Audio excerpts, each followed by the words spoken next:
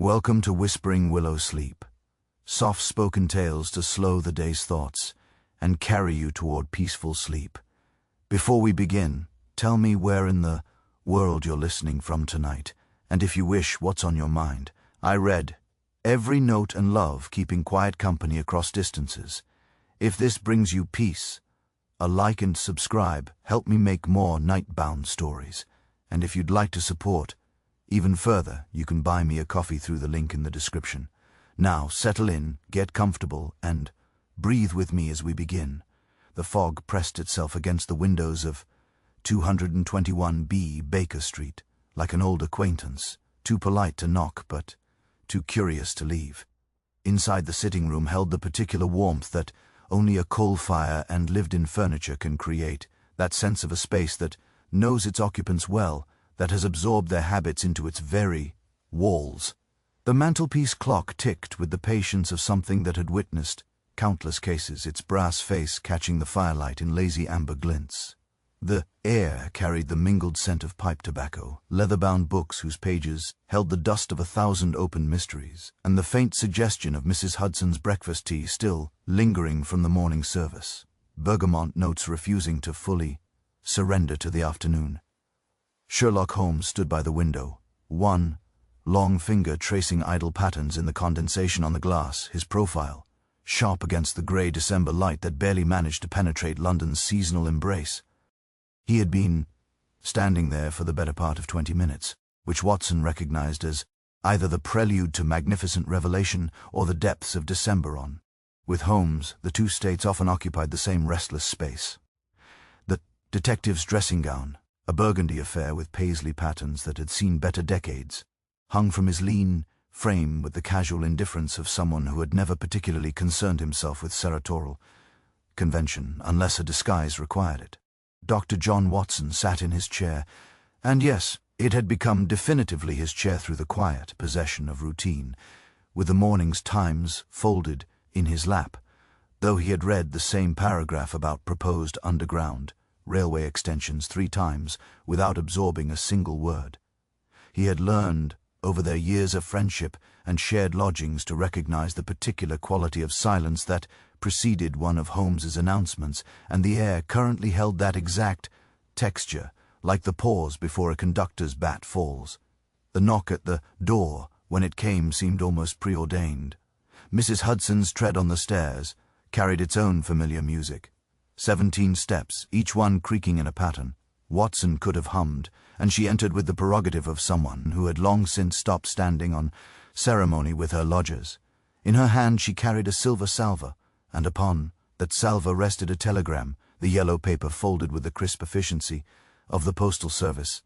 "Just arrived, Mr. Holmes," she said, her Scottish accent softening the announcement into something almost melodic. The boy said it was marked urgent, though they always say that, don't they? As if the world couldn't wait another moment for whatever news comes through those wires. Holmes turned from the window with a fluidity that suggested he had been waiting for precisely this interruption, though Watson knew better than to ask whether his friend had somehow deduced the telegram's arrival. There were some mysteries. It was more peaceful not to investigate. "Thank you, Mrs. Hudson," Holmes said, taking the telegram with fingers that moved with the precision of a concert pianist, selecting a particular key. "Your skepticism regarding urgency is well-founded. Most of what humanity deems urgent is merely the noise of ordinary life demanding attention." However, he unfolded the telegram, his grey eyes scanning the contents with that particular intensity that made Watson unconsciously lean forward in his chair. The fire popped softly, a piece of coal surrendering to the heat, and somewhere in the street below, a hansom cab's wheels rattled over cobblestones slick with the day's earlier rain. The horse's hooves, providing a rhythmic counterpoint that London never seemed to live without. "However," Holmes continued, his voice taking on the edge that Watson associated with genuine interest, "this particular urgency may be warranted." He handed the telegram to Watson, who rose from his chair, his knee protesting slightly that old jail bullet wound, never quite forgetting the Afghan hills, and accepted the yellow paper. The message was brief, as telegrams demanded, each word costing money, and thus encouraging a terseness that often bordered on the cryptic. Holmes, stop, require immediate assistance. Stop. Passenger vanished. Alpine Express. Stop between tunnels. No body, no saint. Rugglebur, no sense. Stop. British citizen. Stop. Matter, delicate. Stop. Can you come? Burr, stop. Reply. Basel Station. Stop. Inspector Mueller-Watson read it twice, the words arranging themselves into a puzzle that seemed to have missing pieces even in its brevity. The Alpine Express, he said, testing the words. That's the continental route, isn't it? We're through Switzerland. Through Switzerland, yes, and beyond. Milan, Venice, eventually Constantinople, if one has the time and inclination. Holmes had already moved to his desk, that restless energy now channeled into purpose. He pulled writing paper from a drawer, selected a pen with the care of someone choosing a weapon, and began composing a reply. The Alpine Express is considered one of the marvels of modern rail engineering. Tunnels bored through mountains that our ancestors would have considered impossible. Viaducts spanning valleys that make even seasoned travelers feel their brow suspended in the very clouds themselves. Watson moved closer, reading over his friend's shoulder as Holmes wrote. Muller stop arriving soonest. Stop Holmes brief, efficient, and already committing them to a journey that would but take them far from the familiar fog of London. Watson felt the familiar flutter in his chest, part apprehension, part anticipation. The apprehension came from his medical training, his practical nature that calculated the discomforts of December travel through mountain passes. The anticipation came from somewhere deeper, that part of him that had never quite settled back into civilian life after Afghanistan, that craved the clarity of purpose that came with Holmes's cases. When do we leave? Watson asked. Because there was no question of whether they would go.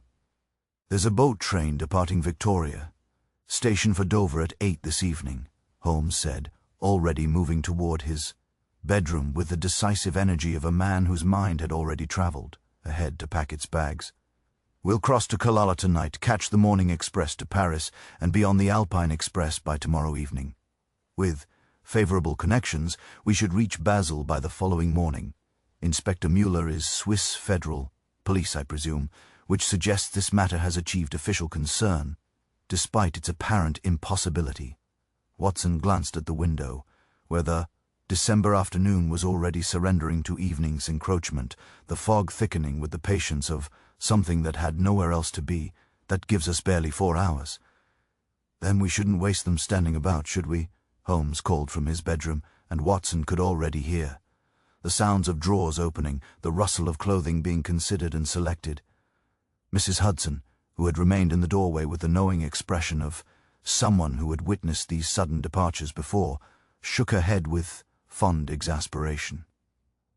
I suppose you'll be wanting your cold weather things, Dr. Watson, and I'd best prepare some provisions for the journey. The continental trains are said to be marvelous, but there's nothing quite like a proper English sandwich when one is far from home. Watson smiled at her, grateful for the practicality that he and Mrs. Hudson shared, that counterbalanced to Holmes's tendency to forget that even detectives required sustenance. You're a treasure, Mrs. Hudson. Yes, if you could manage something that travels, but we'd be in your debt. Over the next hours, Baker Street transformed into controlled chaos, which is to say it appeared chaotic to any observer but operated with the efficiency of long practice. Watson retrieved his traveling bag from the cupboard, where it lived between adventures. That same sturdy leather companion that had accompanied him from Afghanistan to England and on countless journeys since, he packed with military precision, warm clothing suitable for Alpine temperatures, his service revolver wrapped in oilcloth, medical supplies, because one never knew his journal and pens, because Holmes's cases deserved documentation, even if Holmes himself considered such recording a waste of energy, better spent on observation and deduction.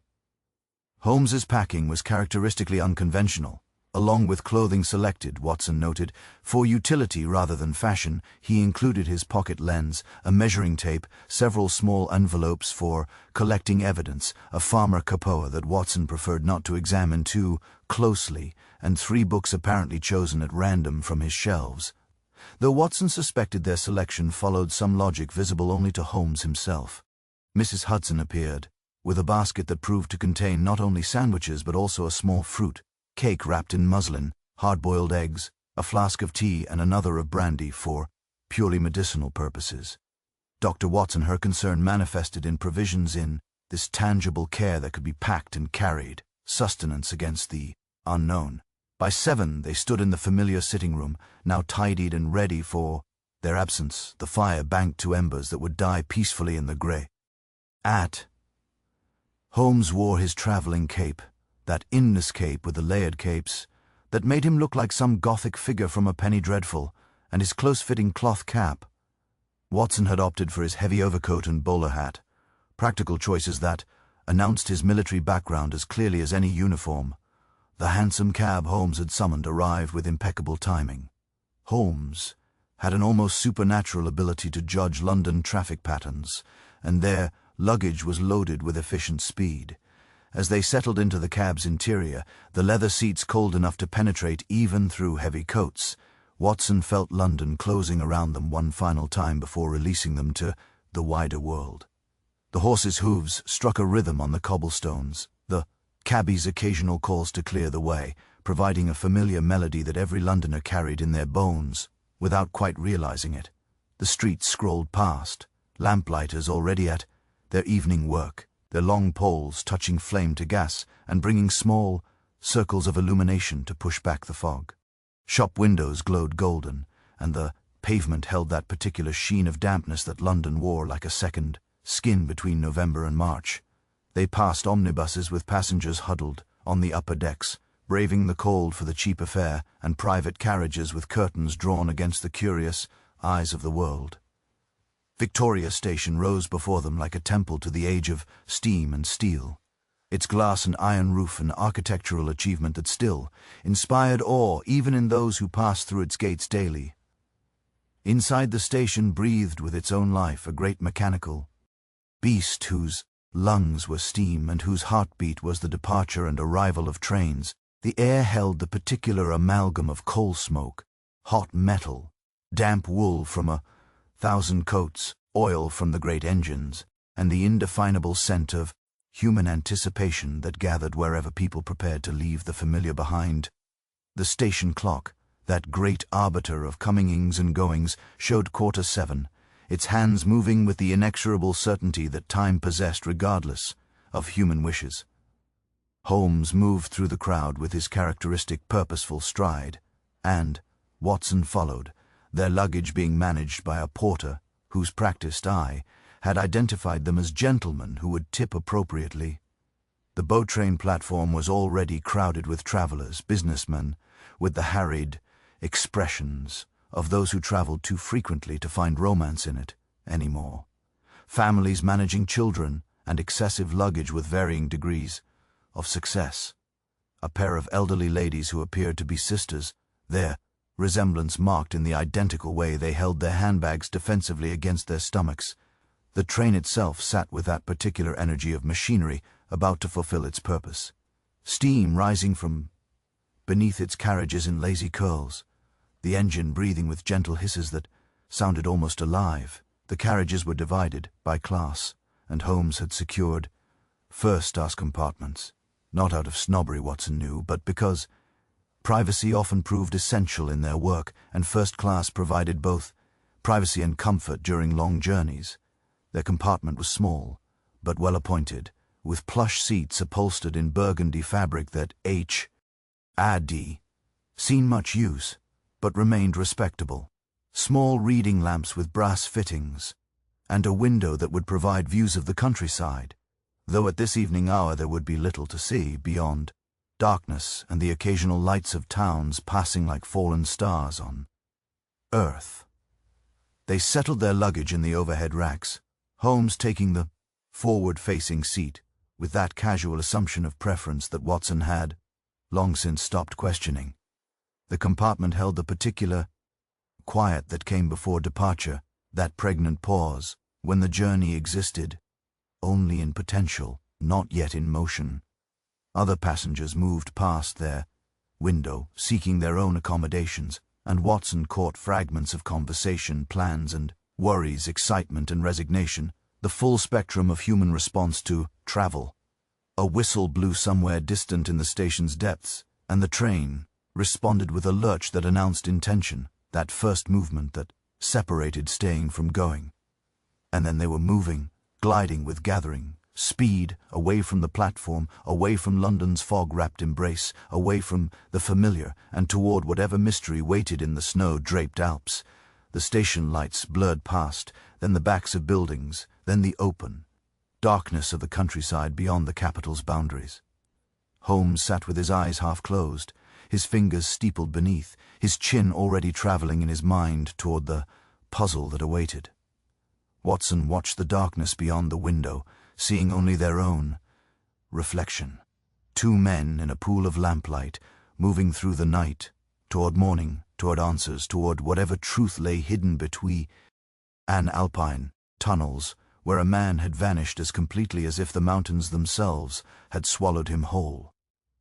The train's rhythm settled into the steady pulse of wheels on rails, that ancient lullaby of travel, and Watson felt himself surrendering to it, to this beginning of their journey, to the adventure that called them away from Baker Street's comfort into the unknown.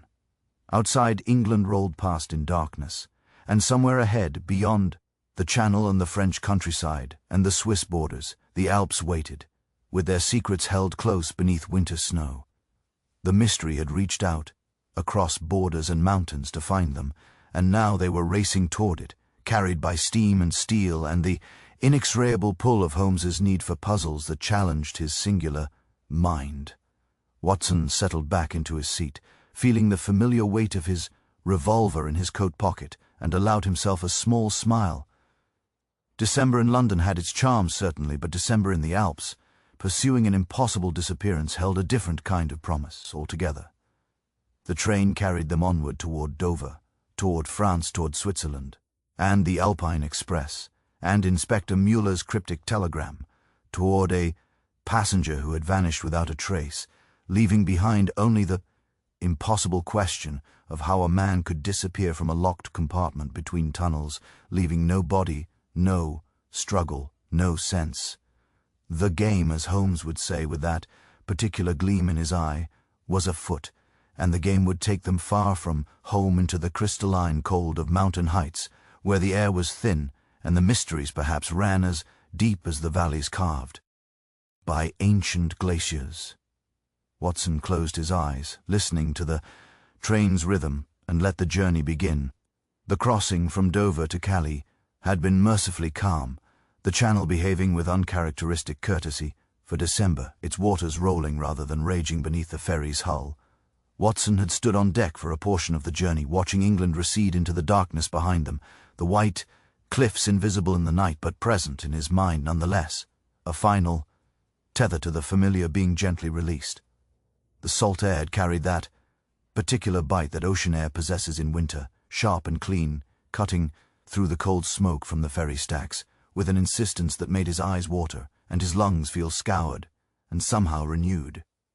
Holmes had remained in their cabin, immune to the romance of sea crossings, his mind already engaged with the problem ahead. Watson had found him upon returning below decks, papers spread across the small table, having somehow procured a railway timetable and what appeared to be geological surveys of Alpine tunnel systems. How Holmes had acquired these documents between Baker Street and the Dover ferry remained one of those minor mysteries. Watson had learned not to investigate too closely. They had arrived in Calais, as dawn broke tentatively over the French coast, the sky shifting from black to grey to a pale, hesitant gold that seemed uncertain of its welcome. The French station had its own character, distinctly continental.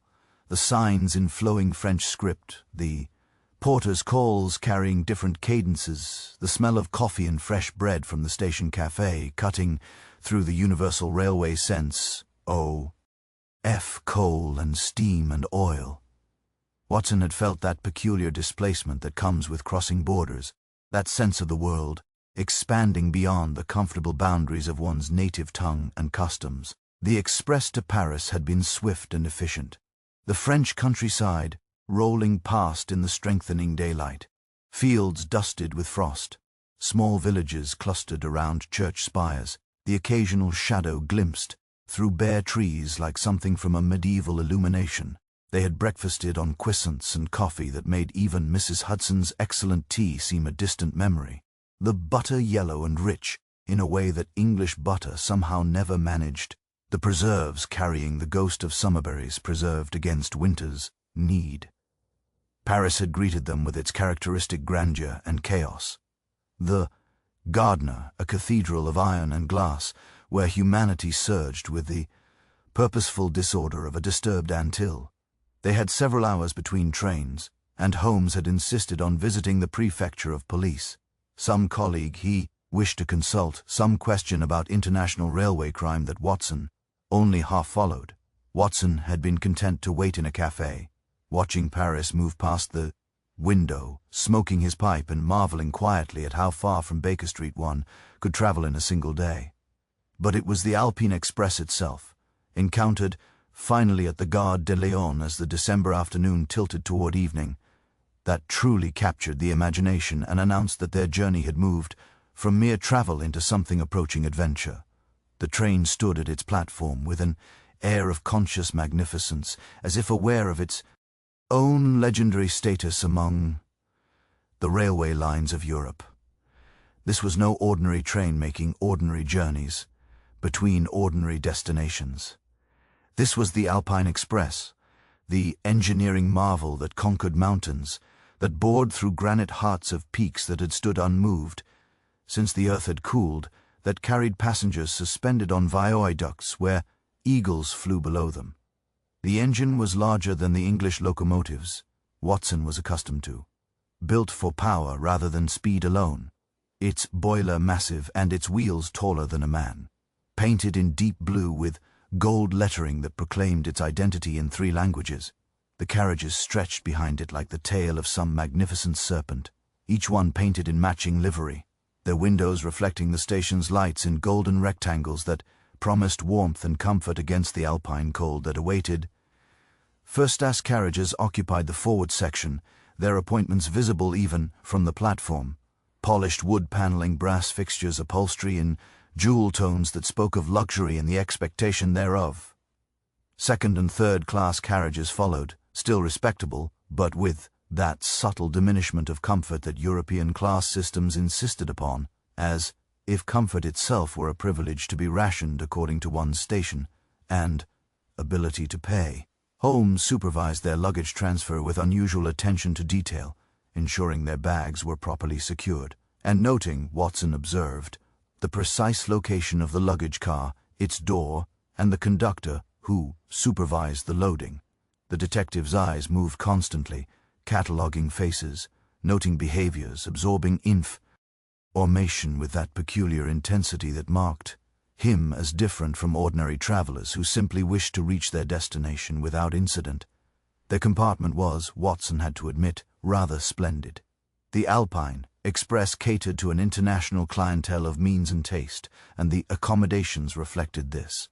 The compartment was larger than the English trains had been, panelled in rich mahogany, with brass fittings polished to a mirror shine. The seats were upholstered in forest green velvet, deeply padded and wide enough for comfortable sleeping when converted for the night. Small reading lamps with etched glass shades provided focused light, and a cunningly designed heating system promised warmth even when the train climbed into regions where winter held permanent residence. The window was larger than standard, clearly positioned to take advantage of the alpine vistas that were the route's primary attraction, though currently it reflected only the platform's activity and their own faces. Watson's showing the wear of travel, Holmes's as sharp and alert as if they had just left Baker Street moments before. A discreet knock announced the conductor, a Swiss gentleman of middle years, with the bearing of someone who took his responsibilities seriously and had been conducting passengers through these mountains long enough to have earned quiet authority. He wore the railway's uniform with precision, dark blue with silver buttons, a cap with the company insignia, and a watch chain from which dangled what appeared to be multiple charms, though closer inspection revealed them to be small tokens representing the various alpine tunnels and viaducts the line passed through. a peculiar form of professional pride rendered in miniature silver. "Good evening, gentlemen," he said in excellent English, colored by a German, Swiss accent that gave each word a slight musical quality. "I am conductor Hoffman. I will be responsible for your comfort and safety until we reach Basel. Your tickets, please." Holmes produced their documentation with efficiency, and Hoffman examined them with the thoroughness of someone who had learned that details mattered. His eyes flickered to their faces, comparing them to some internal catalogue, then returned to the tickets. "You are traveling to Basel?" "Yes, to meet Inspector Mayer." The question was delivered casually, but Watson caught the slight tension in Hoffman's shoulders, the way his fingers tightened almost imperceptibly on their tickets before returning them. "You know Inspector Mueller?" Holmes asked, his tone equally casual but his eyes sharp. "Everyone on the Alpine Express knows Inspector Mueller these past days," Hoffman said, and now the strain in his voice was audible, carefully controlled, but present like a taut wire beneath velvet.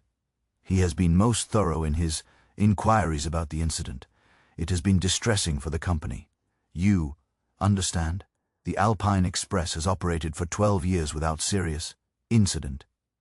And now he trailed off, spreading his hands in a gesture that encompassed both helplessness and frustration. "The disappeared passenger," Watson said, because sometimes directness served better than Holmes's circuitous approaches. Hoffman nodded, his professional composure slipping enough to show genuine distress beneath. "Mr. Petton, a British gentleman, traveling on diplomatic papers. He boarded at Milan, took dinner in the dining car, retired to his compartment between the Gotthard and Furka tunnels, and by morning another spreading of hands. Gone, vanished as if he had never been. His luggage remained, his compartment locked from the inside, the window secured. It is impossible, gentlemen, and yet it happened. Impossible is generally another word for insufficiently explained," Holmes said, settling into his seat with the air of a cat finding a sunny spot. "Tell me, Conductor Hoffman, have there been any changes to the passenger manifest since Mr. Petton's disappearance? Anyone who has joined the train or departed unexpectedly?" Hoffman considered this, his professional instincts clearly wrestling with discretion, and the evident fact that Holmes represented official interest in the matter. Professional duty won. "Several passengers departed at Bern, understandably shaken by the incident, but we have also had new passengers board. The Alpine Express is a through service, you understand? People join and leave at various points." "Of course," Holmes said smoothly. "And the current passengers, those who were aboard when Mr. Petton disappeared and have remained?" "I should not discuss the passengers," Hoffman said, but his resistance was weakening the need to unburden himself of this impossible mystery wearing with railway protocol. "However, as you are working with Inspector Mueller, there is the Countess for Ulrich traveling from Vienna to Geneva. She has been most unwell since the incident. Nerves, I believe. Her maid attends her constantly. Then there is Signor Castellani, an Italian gentleman of business, quite jovial despite everything, traveling to Basel for trade purposes. Herr Kaufmann, a Swiss watchmaker returning from business in Milan, very quiet, keeps to himself. Miss Albright, an English governess, who has been in service in Rome, returning to England for the holidays, and Madame Marot, a widow traveling from Nice to Zurich, though she keeps her veil drawn and takes her meals in her compartment. Watson noted how Holmes's eyes had sharpened at each description, filing away details, already constructing profiles from these brief sketches. This was Holmes in his element, that peculiar intersection of human behavior and logical deduction where he operated with singular brilliance. "And all these passengers were aboard when Mr. Petton disappeared?" Holmes asked. "Yes, all of them. The Countess and Signor Castellani dined with him that evening. He was quite sociable at dinner, I understand, from the dining car staff. Herr Kaufmann also dined late, sitting alone, as is his custom. Miss Albright and Madame Marot took trays in their compartments." A whistle blew, sharp and authoritative, and Hoffman straightened instinctively. "We depart in 5 minutes, gentlemen. Dinner service begins at 8. I would recommend it highly. Our chef is Italian, and quite excellent. If you require anything, please ring." He indicated a small button near the door, then departed, with a slight bow, leaving behind the faint scent of pomade and wool and whatever anxiety smelled, like when carefully suppressed beneath professional courtesy. The train's departure was smoother than the English railways managed, a gentle gliding motion that barely disturbed the water in the small calf secured to the compartment wall. The garden slipped away, its lights becoming stars that receded into the gathering Parisian evening. The city passed outside their window in layers, grand buildings giving way to commercial districts, then residential areas, then finally the open countryside where winter darkness gathered in fields and forests. Holmes sat in contemplative silence, his fingers steepled beneath his chin, in that characteristic pose Watson had seen countless times, the posture that meant his mind was arranging and rearranging the pieces of a puzzle only he could see. Watson knew better than to interrupt this process. Instead, he retrieved his pipe and tobacco pouch, the familiar ritual of packing and lighting, providing its own meditation, the fragrant smoke curling lazily in the lamplight. The train gathered speed, finding its rhythm, that particular cadence of wheels on rails that varied with each stretch of track. Clickety-clack, clickety-clack, a mechanical heartbeat that would carry them through France into Switzerland, up into the Alps, where mountains scraped the sky and a man had vanished between tunnels, leaving behind only the impossible question of how. 6 passengers, Holmes said finally, breaking his silence as he rose to stand by the window, watching the darkness flow past. 6 passengers who dined or lodged in proximity to a man who subsequently vanished from a locked compartment. The Countess made unwell by the incident, genuine distress or theatrical distraction. The jovial Italian merchant, suspiciously unconcerned, or merely possessed of continental equanimity. The silent watchmaker, Germanic reserve, or something more carefully concealed, the English governess, sharp observation from years of managing children, or innocent tea abroad, and the veiled widow, grief genuine or identity concealed. "You suspect one of them?" Watson asked, though he knew Holmes rarely suspected in the singular when plurality remained possible. "I suspect all of them, and none of them, and various combinations thereof," Holmes replied with that slight smile that meant he was genuinely engaged. "A man doesn't vanish from a locked compartment through ordinary means, Watson. Therefore, we are dealing with either extraordinary means which I am generally reluctant to credit without evidence, or ordinary means disguised to appear extraordinary. And if the latter, then someone aboard this train knows considerably more than they have revealed to Conductor Hoffman or Inspector Mueller." The train carried them onward through the French countryside, where villages sparkled like jewels scattered across dark velvet past farms, where lights in windows spoke of families gathering for evening meals, over rivers that reflected the moon in silver ribbons. The heating system hummed gently, maintaining comfortable warmth against the cold pressed against the windows. The world outside was winter dark, but inside their compartment, lamplight created a pocket of golden safety, a moving bubble of light and warmth traversing the continent toward mountains and mysteries. At 8, precisely as Conductor Hoffman had promised, a soft bell chimed through the train, announcing dinner service. Holmes roused himself from his contemplation, with visible effort, as if pulling his mind back from wherever it had been traveling required conscious navigation. Dinner, Watson, and an opportunity to observe our fellow travelers in their natural habitat, which is to say attempting to appear natural while wondering if the person across from them might be a murderer or worse. "You believe Pemberton is dead, then?" Watson asked as they made their way through the swaying corridor toward the dining car, steadying themselves against the gentle motion that was more pronounced when walking than when seated. "I believe nothing yet," Holmes said, "but I find it instructive that everyone appears to assume death when a man disappears. He might have engineered his own vanishing for reasons yet unknown. He might have been abducted for purposes we cannot yet fathom. Or yes, he might be dead, his body concealed with uncommon skill. The Alpine Express passes through tunnels over viaducts alongside gorges where a body might tumble hundreds of feet into snow and stone and remain undiscovered until spring's thaw, if ever. Assumptions are the death of deduction, Watson. We must keep our minds as open As these mountain valleys were approaching, the dining car was a marvel of design, somehow managing to combine elegance with the practical constraints of a moving train. Tables were set with white linen, crystal glasses, and silver that caught and reflected the lamplight in dancing points of brilliance. The walls were panelled in the same rich wood as their compartment, but here decorated with painted alpine scenes, mountain peaks, pastoral valleys, edelweiss blooming in impossible places. The ceiling was adorned with a painted sky, as if someone had decided that, since passengers would soon be surrounded by mountains, the dining experience should at least offer an unobstructed view of heaven. And there, seated at various tables, were the passengers' conductor. Hoffman had catalogued, each one now transformed from description into living presence, and Watson felt the familiar thrill of a case beginning in earnest, the moment when names became faces, and the game truly began. The dining car held perhaps 15 passengers in total, scattered across tables that accommodated 2 to 4 diners, each arrangement revealing something about traveling preferences, solitude or sociability, caution or confidence.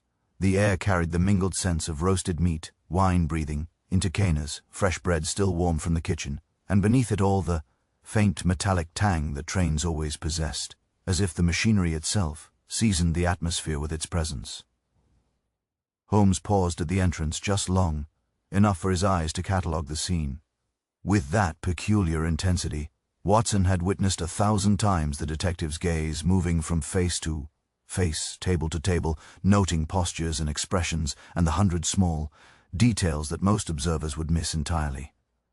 Then he moved forward with apparent casualness, allowing the steward, a young Swiss man with carefully pomadated hair and the attentive posture of someone trained in continental service, to guide them to a table positioned near the center of the car, where observation in all directions would be equally convenient.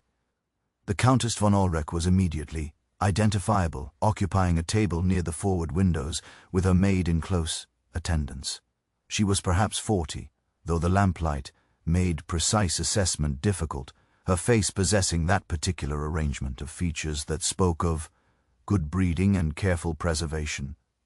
High cheekbones, a mouth that suggested it smiled more easily in better circumstances, eyes that currently held the slightly unfocused quality of someone whose thoughts were traveling troubling paths.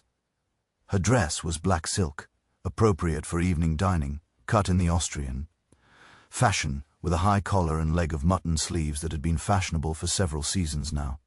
Diamonds at her throat and ears caught the light with cold fire. Her maid, a severe woman of indeterminate age, dressed in grey, kept one hand resting lightly on the Countess's arm, a gesture that seemed equal parts comfort and constraint, as if she feared her mistress might suddenly rise and flee. At a table by himself near the rear of the car sat Signor Castellani, and he was indeed jovial, his round face carrying the flush of good wine and good humour, his gestures expansive, as he conversed with the steward about the evening's menu selections. He was perhaps 50, generously proportioned in the way of men who enjoyed life's pleasures without guilt, dressed in a suit of Italian cut that managed to be both fashionable and slightly too tight, as if he had enjoyed one too many excellent meals recently. His hands, Watson noted with a physician's eye, were well kept, but showed the calluses of someone who had once worked with them, suggesting a man who had risen from trade rather than been born to wealth. A Kaufmann occupied a small table tucked into a corner, and he was indeed quiet, his attention focused on the book propped open beside his plate. Something technical, Watson glimpsed with diagrams of mechanical components. The watchmaker was perhaps 35, thin in the way of men who forgot to eat when their minds were engaged with the complexion of someone who spent days bent over workbenches in inadequate light, wire-rimmed spectacles perched on a narrow nose, and his hands visible as he occasionally turned a page possessed the long, delicate fingers of someone who worked with precision instruments. He ate methodically, fork moving from plate to mouth with clockwork regularity, attention never fully leaving his reading material. Miss Albright sat at a window table with a book of her own, though hers appeared to be a novel rather than technical manual, and she glanced up frequently to observe the other diners, with the assessing gaze of someone trained to evaluate situations quickly. She was perhaps 30, dressed in the sober but respectable fashion of professional women who must maintain appearances on modest incomes. A grey traveling suit of good material but practical cut, a white blouse with minimal lace, her dark hair arranged in a simple but neat bun, her face held intelligence and something else. A weariness, perhaps, born of years spent in other people's households, always present but never quite belonging, always observing but rarely fully participating. And there, at a table draped in shadow near the rear corner, sat Madame Mororo, the widow, her veil drawn despite the intimate setting of dinner service. The veil was heavy black lace, the kind worn in deepest mourning, and obscured her features entirely, rendering her a figure of mystery and melodrama in a dining car that otherwise held only ordinary travelers. She sat utterly still, her gloved hands resting on the white tablecloth, and though a plate of food had been placed before her, she made no move to eat. Something about her posture suggested youth despite the widow's weeds, a straightness to her spine, a tension in her shoulders that seemed more like coiled energy than the settled grief of prolonged mourning. Holmes settled into his seat with his back to the forward direction of travel, the better to observe the other diners, and Watson took his place opposite, grateful for the soft cushioning after hours of train travel. The steward appeared with menus and the quiet efficiency of his profession, and Holmes ordered for them both in flawless French. Consume followed by roasted duck, with Alpine herbs and a burgundy that made the steward's eyes light with approval. As they waited for their first course, the train's motion carried them deeper into the evening. The darkness, outside now complete, broken only by occasional lights from isolated farms or small villages that clung to the landscape like barnacles to a ship's hull. They had left the flat lands of France behind and were climbing now, gradually but perceptibly, the engine's note changing as it labored against the increasing grade, pulling its cargo of passengers and freight and mysteries toward the mountains that waited ahead. The Countess's voice rose suddenly, sharp with distress, speaking in German, accented French to her maid. "I tell you, I heard something in the corridor last night. Footsteps that stopped outside my compartment, then nothing, simply nothing. How can footsteps simply stop?" The maid's response was too quiet to hear, but her hand tightened on the Countess's arm, and the Countess subsided, though her agitation remained visible in the trembling of her fingers as she lifted her wine-glass. Signor Castellani caught Watson's eye and shrugged with theatrical sympathy, his expression saying clearly what words did not, that women were prone to nerves, that the incident had upset everyone's equilibrium, that one must be patient with such things. Watson found himself instinctively disliking the easy dismissal, the casual assumption of feminine hysteria. Holmes, meanwhile, had noted the exchange with interest, his gaze moving thoughtfully from the Countess to the Italian merchant, then to Miss Albright, who had also looked up at the Countess's outburst, her expression difficult to read but suggesting concern rather than contempt. Their consume arrived clear and golden and fragrant, with herbs served in delicate porcelain bowls that somehow remained stable despite the train's motion. The first taste was extraordinary, rich and complex, speaking of patient reduction and careful seasoning, warming Watson from the inside against the cold that pressed against the windows like an uninvited guest. "The Alpine tunnels," Holmes said conversationally, his voice pitched for Watson's ears alone, were engineering triumphs that required years of dangerous labor. The Gotthard Tunnel, which we will pass through tomorrow, is 9 miles long, carved through solid rock, at a tremendous human cost. Hundreds died in its construction. Cave-ins, flooding, the breathing of bad air in confined spaces. The mountains, Watson, exact their price for passage.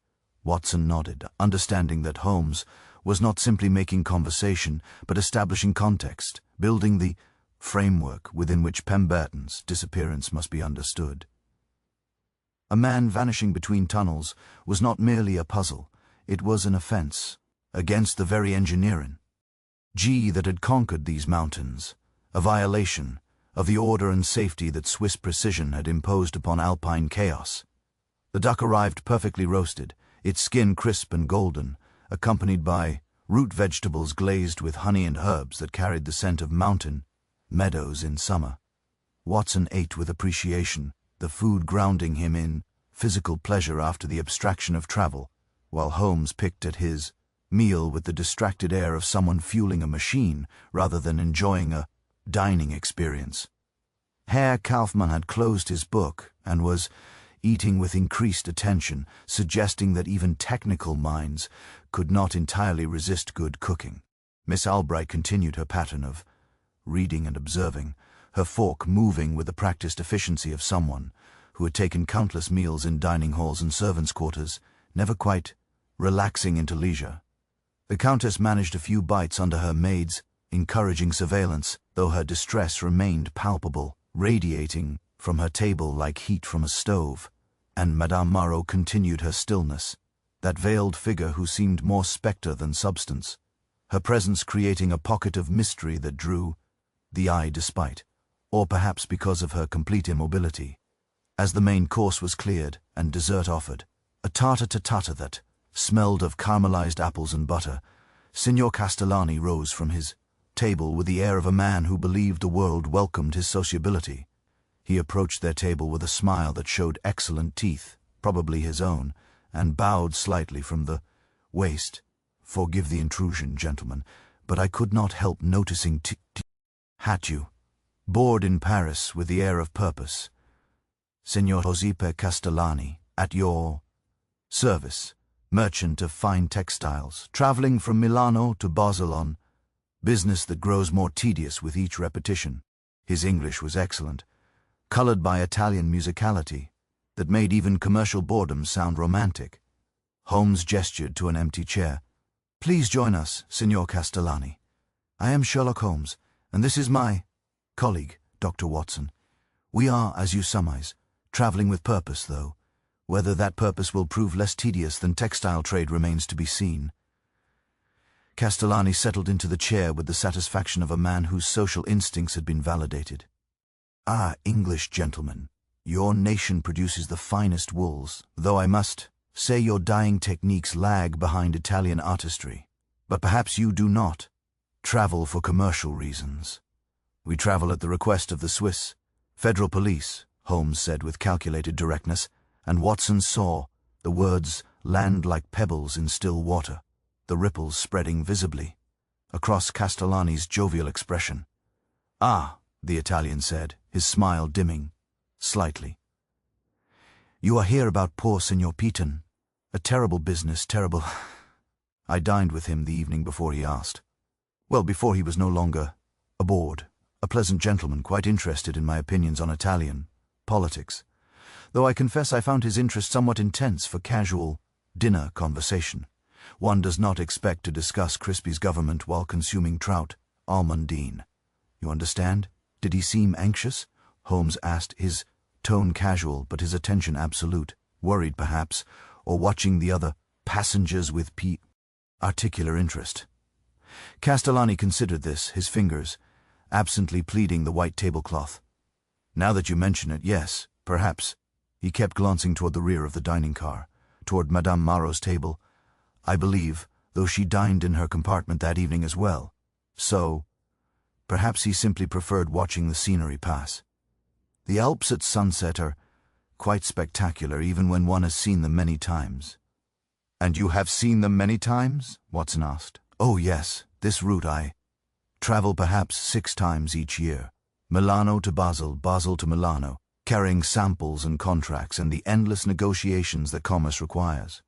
I know every tunnel, every viaduct, every station where we pause, which is why Signor Peton's disappearance is so utterly baffling. There is simply nowhere for a man to go. The compartments lock from the inside. The corridors are watched by the conductor. The windows are too small and secured besides. And yet, poof, gone, like a magician's trick, except magicians at least explain their illusions eventually." Holmes leaned forward slightly, and Watson recognized the posture. The detective scenting something useful, some small detail that might prove significant. "You say you know every station where we pause. Did the train make any unscheduled stops that night?" Castellani's eyes widened slightly and he nodded slowly. Yes, actually, now that you prompt my memory. We stopped in the Furka tunnel. Not unusual. Sometimes there are signals, track inspections, but we stopped for perhaps 10 minutes. I remember because I was still awake reading, and the stillness was quite noticeable after the constant motion, and when the train resumed, did why? Oh, hear anything? Movements in the corridor. Perhaps. Nothing unusual, though I confess I fell asleep shortly after.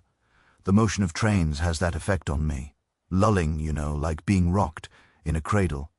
He paused, then added with visible discomfort, "Do you think someone did something to Senor Peyton during that stop in the darkness of the tunnel?" "I think nothing yet," Holmes said, echoing his earlier words to Watson. "I merely collect facts as a child collects shells on a beach, and later I will examine them to see which ones contain pearls." Castellani rose with renewed unease, his joviality dimmed by the conversation's direction. "I hope you find your pearls, Senor Holmes, and I hope they reveal that poor Pemberton simply, I don't know, walked away somehow, improbable as that seems. The alternative, that someone aboard this train is a murderer, makes for very poor sleeping, and we have many tunnels yet ahead."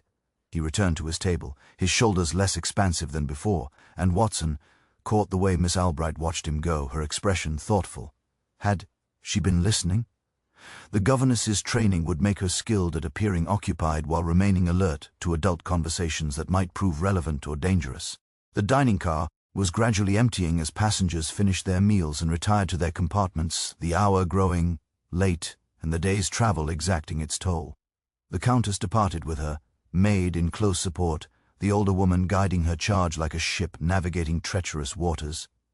Herr Kaufmann closed his book and left without acknowledging any other passenger, his mind clearly still, engaged with whatever mechanical problems occupied his professional attention. Only Madame Marot remained, still motionless, still veiled, her untouched meal now being quietly cleared by the steward who handled her dishes with the careful respect accorded to grief or to eccentricity, which from the service perspective required similar delicacy. Holmes watched her with unconcealed interest, making no effort to disguise his scrutiny.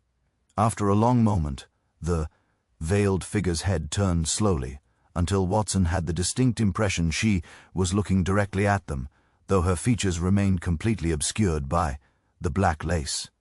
The sensation was unnerving, being observed by someone whose observation could not be returned, whose expression and intention remained entirely hidden. Then she rose in a single fluid motion that suggested youth and physical confidence rather than the slow movements of prolonged grief, gathered her skirts and departed through the rear door of the dining car, her passage creating a small wake of disturbed air that carried the scent of expensive perfume, something with jasmine and amber, distinctly Parisian, despite her claimed origin from Nice. "Well," Watson said into the silence, "that followed her departure." "That was theatrical, quite deliberately so," Holmes agreed, his eyes still fixed on the door through which she had vanished. "The question being whether the theatre serves to conceal genuine grief, genuine guilt, or something else entirely. A widow traveling alone is not uncommon. A widow maintaining her veil during private dining while traveling alone suggests either profound grief or profound desire not to be recognized, and a widow whose posture and movement suggest youth, while her perfume suggests expensive Parisian tastes, makes one wonder about the late Monsieur Marot and the circumstances of his presumed demise. They finished their own meal in contemplative silence, the tarte tatin proving as excellent as its aroma had promised, the caramelized apples and buttery pastry providing a sweet conclusion to a meal that had been as much about observation as consumption. Outside the windows the darkness was now complete, Switzerland swallowing them into her Alpine heart, the mountains invisible but present, felt in the air pressure, in the train's laboring climb, in the cold that pressed more insistently against the glass despite the heating system's best efforts. When they returned to their compartment, Conductor Hoffman was waiting in the corridor, his expression grave. "Gentlemen, I should inform you, we will reach the Gotthard Tunnel in approximately 2 hours. We pass through it at night, emerging in the early morning hours. It is 9 miles of darkness, 9 miles of mountain overhead, 9 miles during which, he paused, clearly uncomfortable, during which Senor Peton was last confirmed to be aboard this train. When we emerged from the Gotthard tunnel, he was still in his compartment. When we emerged from the Furka tunnel 3 hours later, he was gone. "Thank you, Conductor Hoffman," Holmes said quietly. "We shall be quite vigilant during our passage. Tell me, during the Furka tunnel, where were you?" "In the front staff compartment, completing my paperwork. I always work during the tunnels. There is nothing to see, nothing for passengers to require, so I use the time efficiently. And the other staff, the stewards, were in the galley preparing breakfast service. The engineer and firemen were in the locomotive, naturally, all accounted for in their proper places." "I see. Thank you. You have been most helpful." After Hoffman departed, Holmes stood by the window, watching their reflection in the dark glass, his expression distant. Watson prepared for bed, changing into his nightshirt and settling into the converted sleeping berth with the gratitude of tired muscles for horizontal rest. "Watson," Holmes said finally, "I believe we are being invited to witness a repetition. A repetition. Someone aboard this train vanished Peton between tunnels, and now we are approaching those same tunnels with new players in the game, namely ourselves. If I were staging a disappearance and suddenly found the train carrying a detective summoned specifically to investigate, I would face a choice: abandon my plans or proceed with increased boldness, perhaps even inviting the detective to experience the impossibility firsthand." "Good Lord, Holmes, you think someone might attempt another disappearance tonight?" "I think we should remain alert, old friend. The mountains are patient, the tunnels keep their secrets, and 9 miles of darkness can hide a multitude of sins." Watson felt sleep's warm embrace calling him, but he forced his eyes open, watching his friend's silhouette against the window. That familiar figure now, framed by Alpine night, and beyond him, somewhere in the darkness, the mountains, weighted with their tunnels and their mysteries and their 9 miles of absolute darkness, where a man might vanish as completely as if the earth itself had opened to swallow him whole. The train carried them onward, climbing, always climbing toward the Gotthard tunnel, and whatever truth waited in those 9 miles of stone and shadow. The Gotthard tunnel announced itself not with fanfare, but with absence. The sudden cessation of stars beyond the window, the quality of sound changing as the train entered the mountain's heart. The echo of their passage now contained and reflected back by walls of carved stone invisible in the darkness. Watson had been drifting in that peculiar state between waking and sleeping, his mind already surrendering to exhaustion, while his body remained aware of the train's motion, the gentle rocking that was both comfort and reminder of their suspended state. Traveling through the night toward mysteries that waited with patient malevolence, the change in sound pulled him fully awake. That shift from open air to enclosed space, from the wind's whisper to the amplified rhythm of wheels on rails, magnified and distorted by proximity to stone. He opened his eyes to find their compartment lit only by the single small lamp Holmes had left burning, its glow barely sufficient to define shapes and shadows. Holmes himself sat upright in his berth, fully dressed, his profile sharp against the window that now showed nothing but their own reflection, the outside world, reduced to the unbroken darkness of a mountain's interior. "How long?" Watson asked, his voice rough with near sleep. "We entered perhaps 5 minutes ago," Holmes replied, his attention fixed on the corridor beyond their compartment door, which he had left slightly ajar, a narrow gap through which lamplight from the corridor leaked in a golden line. 9 miles requires approximately 20 minutes at our current speed. We are 1/4 through with 3/4 yet to traverse." Watson sat up, reaching for his jacket, suddenly feeling vulnerable in his nightshirt despite the compartment's warmth. The darkness beyond the window was absolute, pressing against the glass, with almost physical weight, and he understood viscerally what Conductor Hoffman had meant about these tunnels. They were not merely passages through rock, but journeys through negation, through spaces where the ordinary rules of existence seemed suspended, where a man might vanish, because the darkness itself provided both opportunity and alibi. The train's rhythm continued unchanged, that steady clickety-clack that had become the soundtrack to their journey. But now it echoed strangely, bouncing off unseen walls, returning to them, distorted and multiplied, as if they traveled with ghost trains on either side, invisible companions keeping pace through the mountain's darkness.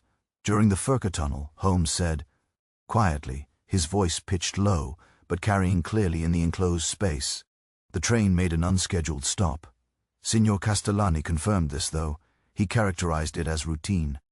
I wonder whether Conductor Hoffman would describe it similarly, or whether the stop was more unusual than our Italian friend recalled or admitted. You think the stop was significant? Watson asked, pulling on his jacket, feeling more prepared once properly, clothed as if fabric could provide defense against whatever these tunnels concealed. I think a stop in darkness, in a tunnel where visibility is non-existent, and location becomes abstract, provides opportunity that normal travel does not. If one wished to move a body, to stage a disappearance, to accomplish something that required both darkness and the suspension of normal observation, what better moment than a stop in a tunnel, when the train's own stillness would make any movement immediately noticeable, yet the darkness would render that movement impossible to identify. A sound in the corridor made them both freeze, footsteps light but distinct, approaching from the forward carriages and passing their compartment with careful quietness, as if the walker wished to avoid disturbing sleeping passengers, but could not quite achieve silence, against the corridor's wooden floor. Holmes rose in a single fluid motion, moving to the gap in their door. His eye pressed to the opening, watching. Watson joined him, looking over his friend's shoulder, and caught a glimpse of a figure moving past, veiled, dressed in dark clothing that merged with the shadows, carrying something small in gloved hands. Then the figure was past, continuing toward the rear carriages, and Holmes eased their door open further, stepping silently into the corridor. "Holmes," Watson began, but his friend was already moving, following the figure with the silent grace of someone who had learned to walk without sound. And Watson had no choice but to follow, his hand instinctively moving to his jacket pocket where his service revolver rested. Cold and heavy and reassuring, the corridor was lit by widely spaced lamps turned low for night travel, creating pools of dim gold separated by stretches of relative darkness. The figure ahead moved through these alternating zones of visibility and shadow, and Watson caught glimpses. The veil, definitely. So this was Madame Moreau, and she moved with purpose rather than aimless wandering, clearly going somewhere specific, carrying something that she held close to her, body with both hands, protective and secretive. She reached the end of their carriage and passed through the connecting door into the next, and Holmes increased his pace, reaching the door just as it closed behind her. He paused there, his hand on the door handle, head cocked as if listening, then pushed through into the next carriage with Watson close behind. This carriage was darker, its corridor, lamps turned even lower, and the compartments they passed showed closed doors occupied by sleeping passengers, unaware of the nocturnal drama unfolded. Angie, in their midst. Ahead, Madame Moreau had stopped at a compartment door.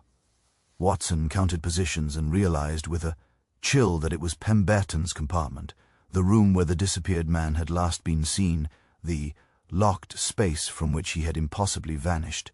She stood before the door for a long moment, her veiled head bowed as if in prayer or contemplation, then reached out and tried the handle. It was locked. She tried again, rattling it slightly, a soft sound that seemed loud in the tunnel's amplified acoustic environment. Then she reached into the folds of her dress and withdrew something that glinted in the low light, a key. Holmes moved then, covering the distance between them with startling speed, and Watson hurried to keep pace. "Madame," Holmes said, his voice cutting through the corridor's hush with careful courtesy, but unmistakable authority. "I must ask what business you have with that compartment." The veiled figure spun with a gasp, the key falling from her gloved fingers to ring against the corridor floor with a clear musical note.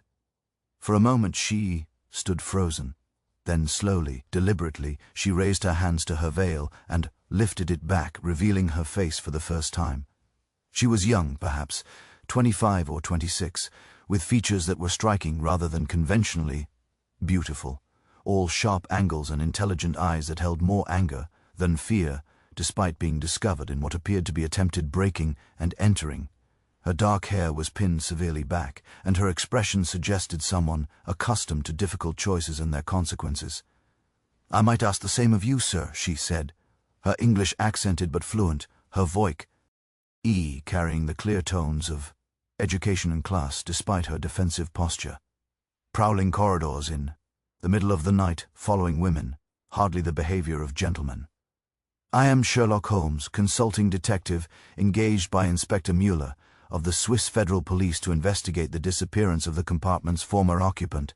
This is Dr. Watson, my colleague. And you, I presume, are not actually Madame Marot, widow traveling from Nest to Zurich?" She hesitated, her eyes moving from Holmes to Watson, to the key still lying on the corridor floor between them, then back to Holmes with visible calculation. Finally she seemed to reach some internal decision, her shoulders dropping slightly, tension released. "No," she said quietly, "I am not Madame Marot. My name is Adèle Pétain. The man who disappeared from this compartment was my brother." The revelation hung in the corridor like smoke, and Watson felt the pieces of the puzzle shifting, rearranging themselves around this new information. Holmes typically showed no surprise, merely nodded, as if this confirmed something he had already suspected. "Your brother," Holmes said, "who was traveling on diplomatic papers, who dined with strangers and discussed Italian politics with unusual intensity, who kept glancing toward the rear of the dining car where you were not sitting because you preferred to maintain your disguise. Tell me, Miss Pétain, why did your brother feel it necessary to watch your empty table with such concern?" She glanced up and down the corridor, clearly uncomfortable with this conversation in such an exposed location. "Can we speak somewhere more private if Conductor Hoffman finds us here?" "Conduct." "Or Hoffman is presumably in his forward compartment, occupied with paperwork, as is his custom during tunnel passages," Holmes said. "But very well, return with us to our compartment." Though first he bent and retrieved the fallen key, examining it in the lamplight. "Where did you acquire this?" "It was my brother's," she said. "I found it among his belongings in Milan before he departed on this journey. He gave me a duplicate, told me to guard it carefully, said if anything happened, I should—" She stopped abruptly, as if realizing she had said too much. Should break into his compartment and search for something he had hidden there. Holmes completed something he couldn't carry on his person. Something that required the security of a locked room, yet something important enough that you would risk discovery to retrieve it. She said nothing, but her silence was confirmation enough. They returned to Holmes and Watson's compartment, Miss Pétain moving with visible reluctance, clearly uncomfortable with being alone with two strange men in a private space, but evidently judging the risk of discovery in the corridor to be greater. Once inside, with the door closed, she stood near the window, maintaining distance, her unveiled face showing exhaustion and strain that the veil had previously concealed.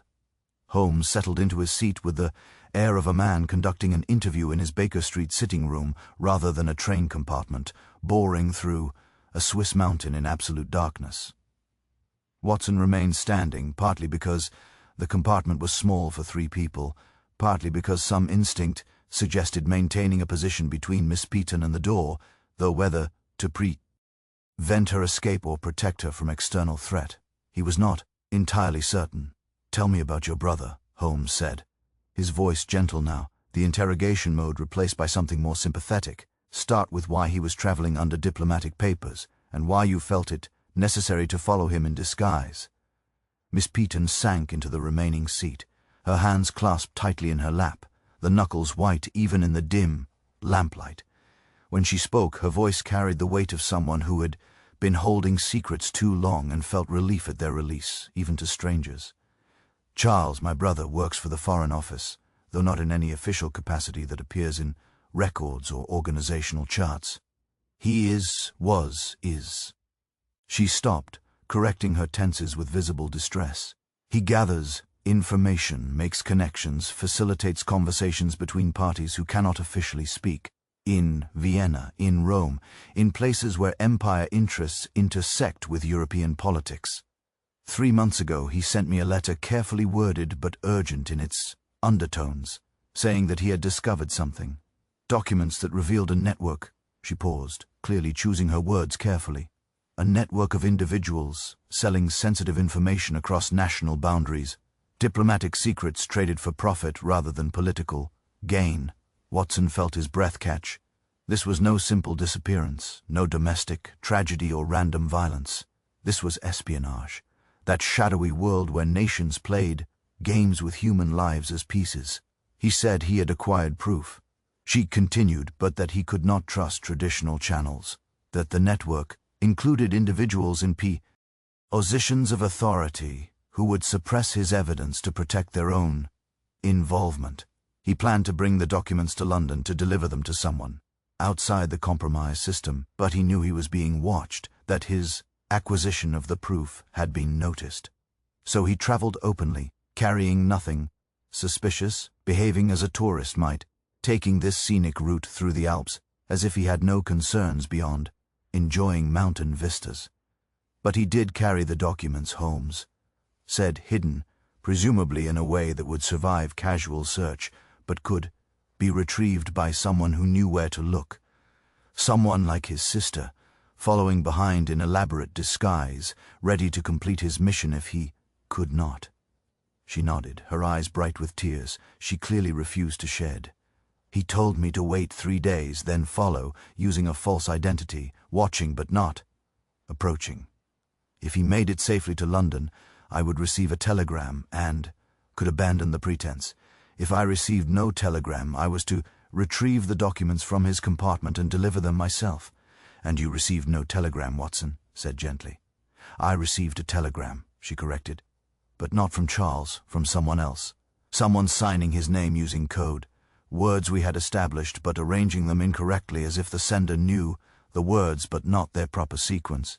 It said he had arrived safely, that I should abandon my journey and return home, which told me 2 things: that Charles had not sent it, and that whoever had sent it knew about our arrangement, knew I was following, wanted me to believe Charles was safe, so I would not continue.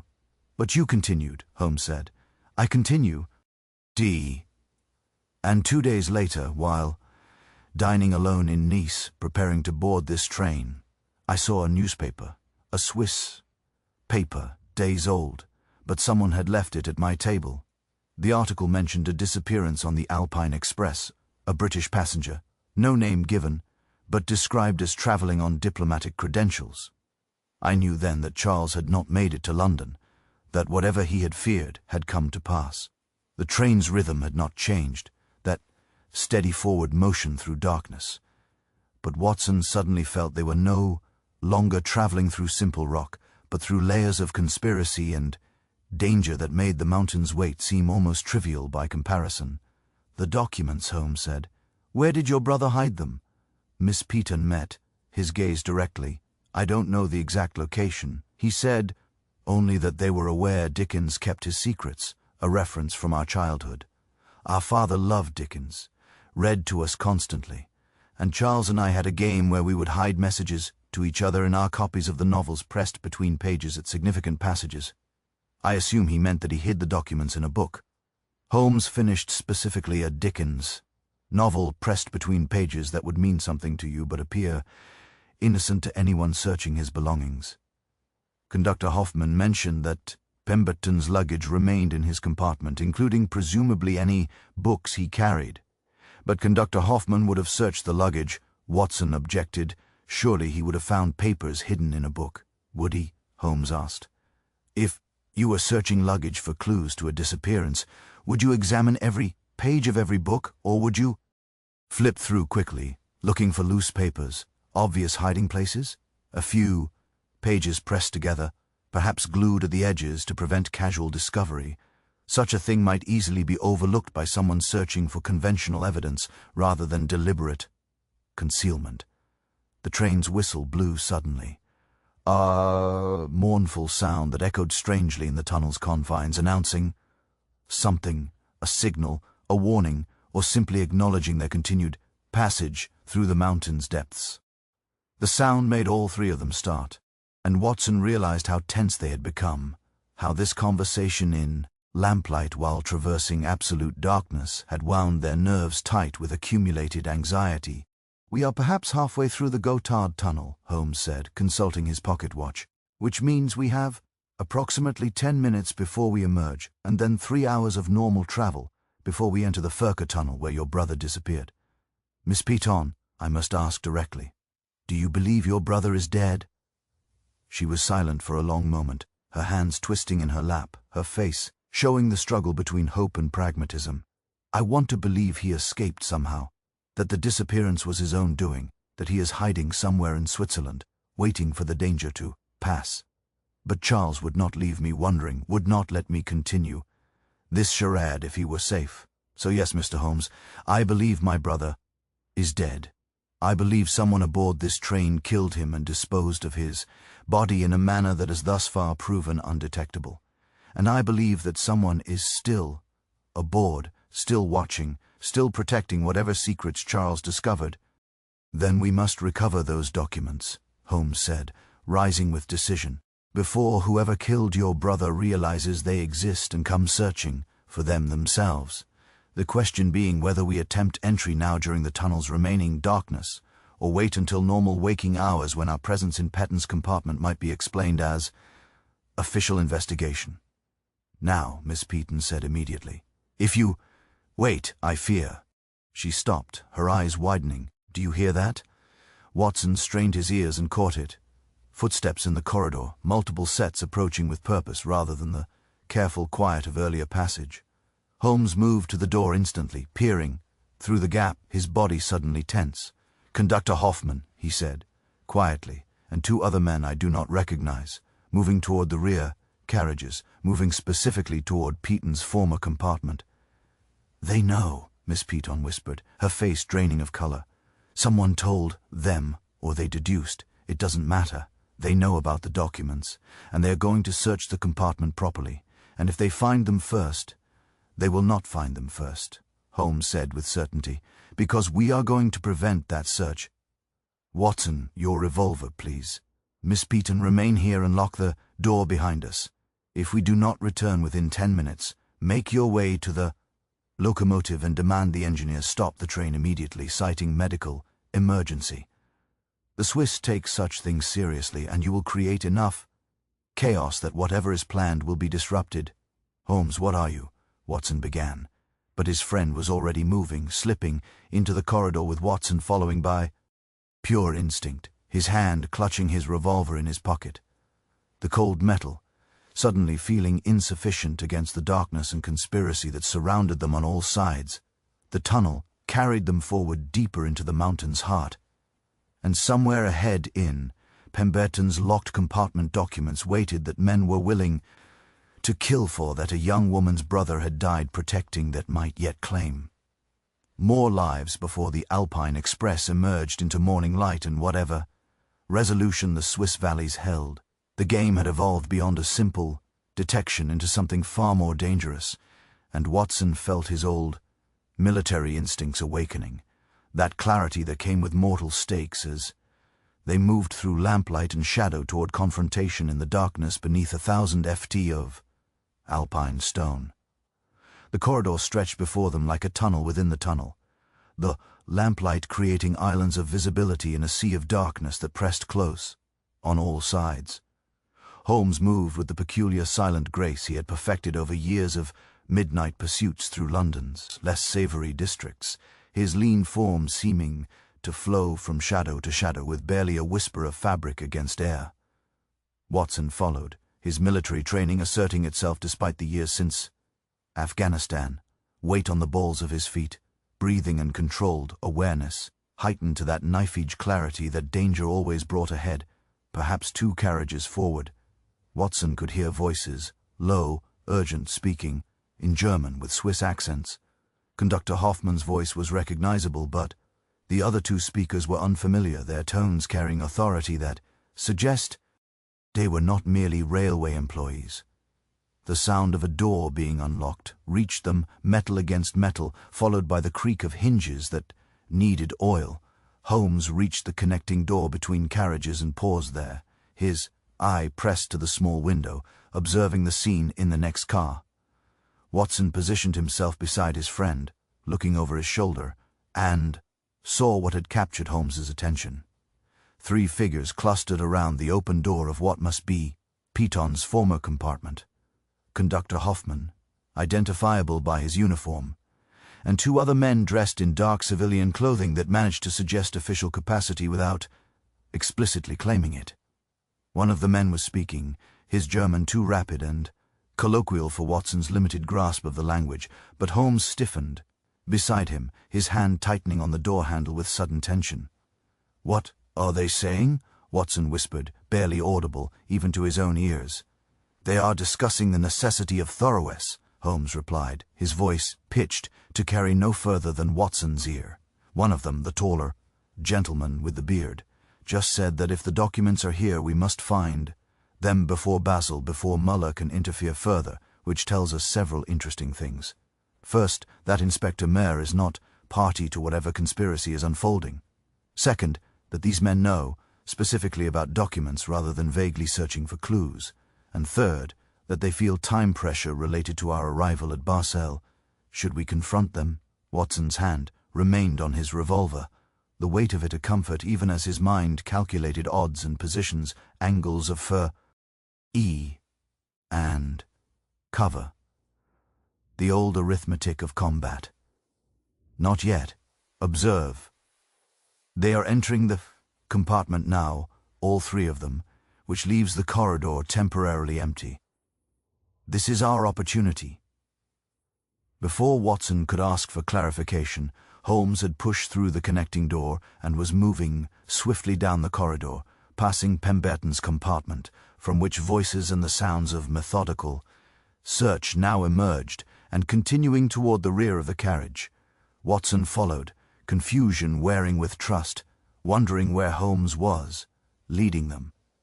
At the end of the corridor, Holmes stopped at a door, marked Privé Private in French and German, tried the handle and found it locked, then produced from somewhere within his coat a small leather case, containing pics that Watson had seen employed countless times in London, but never quite become accustomed to witnessing. Within seconds the lock yielded with a soft click that seemed thunderous in Watson's heightened awareness, and Holmes pushed the door open, gesturing Watson inside before following and closing it behind them. They found themselves in a narrow storage compartment smelling of cleaning supplies and the particular mustiness of enclosed spaces, lined with shelves, holding linens, blankets, and the various supplies required for long-distance passenger service. A single small lamp burned on a hook, turned low, but providing enough light to see by once their eyes adjusted from the corridor's relative brightness. "Holmes, what are we doing here?" Watson asked, his voice low but urgent. "The documents are in Petton's compartment." "Not the documents," Holmes interrupted, "are no longer in Pemberton's compartment. NT, because Piton was far too intelligent to leave them there once he knew he was being watched. Consider Watson, a man carrying sensitive documents, aware of surveillance, traveling on a train where his movements are constrained and his privacy uncertain.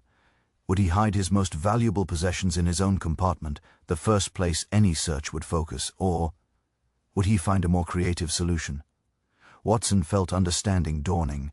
He hid them elsewhere, somewhere unexpected, somewhere those men won't think to search. Precisely. And Miss Piton told us the hiding place, though she did not realize the full significance of her own words, where Dickens kept his secrets. She assumed this meant within the pages of a Dickens novel in her brother's luggage, but what if the reference was more lateral? What if Charles Piton hid his documents where Dickens himself kept secrets, which is to say, where any Victorian gentleman would hide private papers while traveling? Holmes was already moving along the shelves, his fingers trailing across folded linens, his eyes scanning with that particular intensity that meant he was seeing patterns invisible to ordinary observation. Train storage compartments contain spare linens for passenger use, but they also contain items left behind by previous travelers and held pending claim. Lost property, Watson, the detritus of Journeys incomplete or too hurriedly concluded. A diplomatic pouch or document case left in such a space might sit unnoticed for days, catalogued but not examined, waiting for someone who knew precisely what to look for and where to find it. Watson understood now the cleverness of it, making him smile despite their circumstances. Peanutton had hidden his documents in plain sight among other people's abandoned belongings in a space that was locked but not secured, accessible to staff but beneath their notice, a perfect temporary cache for something that needed to be retrievable but invisible. "But how do we know which item is his?" Watson asked, surveying the shelves that held numerous objects. A leather, a hat box, several umbrellas, a small trunk, various parcels wrapped in brown paper. "We apply deduction," Holmes said, his hands moving from item to item with delicate precision. Peaton was traveling light, Miss Peaton said, carrying nothing suspicious. Therefore, whatever container he used would be small, portable, and utterly ordinary. The trunk is too large. The hat box possibly, but observe, it bears a Milan maker's mark, and Peaton bought it in Milan. He would not purchase a local item to hide foreign documents, as it might be claimed by the actual owner. The Val. However, Holmes lifted a modest leather document case, examining it in the lamplight. It was well worn but quality construction, the kind of case that thousands of businessmen and minor officials carried across Europe daily, distinguished by nothing except its very ordinariness. No initials, no distinctive markings, simply brown leather and brass fittings, and the patina of regular use. "This," Holmes said with satisfaction, testing the clasps and finding them locked, "is either an extraordinarily convenient coincidence or exactly what we seek. Watson, if you would be so kind as to keep watch at the door while either..." Lockpicks emerged again, and Watson positioned himself with his eye to the crack between door and frame. Whoa! Ching! The corridor, where the sounds of searching continued from Peaton's compartment. His heart was hammering now, the familiar compound of fear and excitement that came with clandestine action, the sense of standing at the edge of consequence, where choices mattered and outcomes remained uncertain. Behind him, he heard the soft sounds of Holmes working the lock, delicate, metallic clicks, the detective's breathing careful and controlled. Then a soft exclamation of satisfaction as the clasps gave way, the sound of leather creaking open, pages rustling, and then Holmes's voice tight with vindication. "Watson, come see this quickly."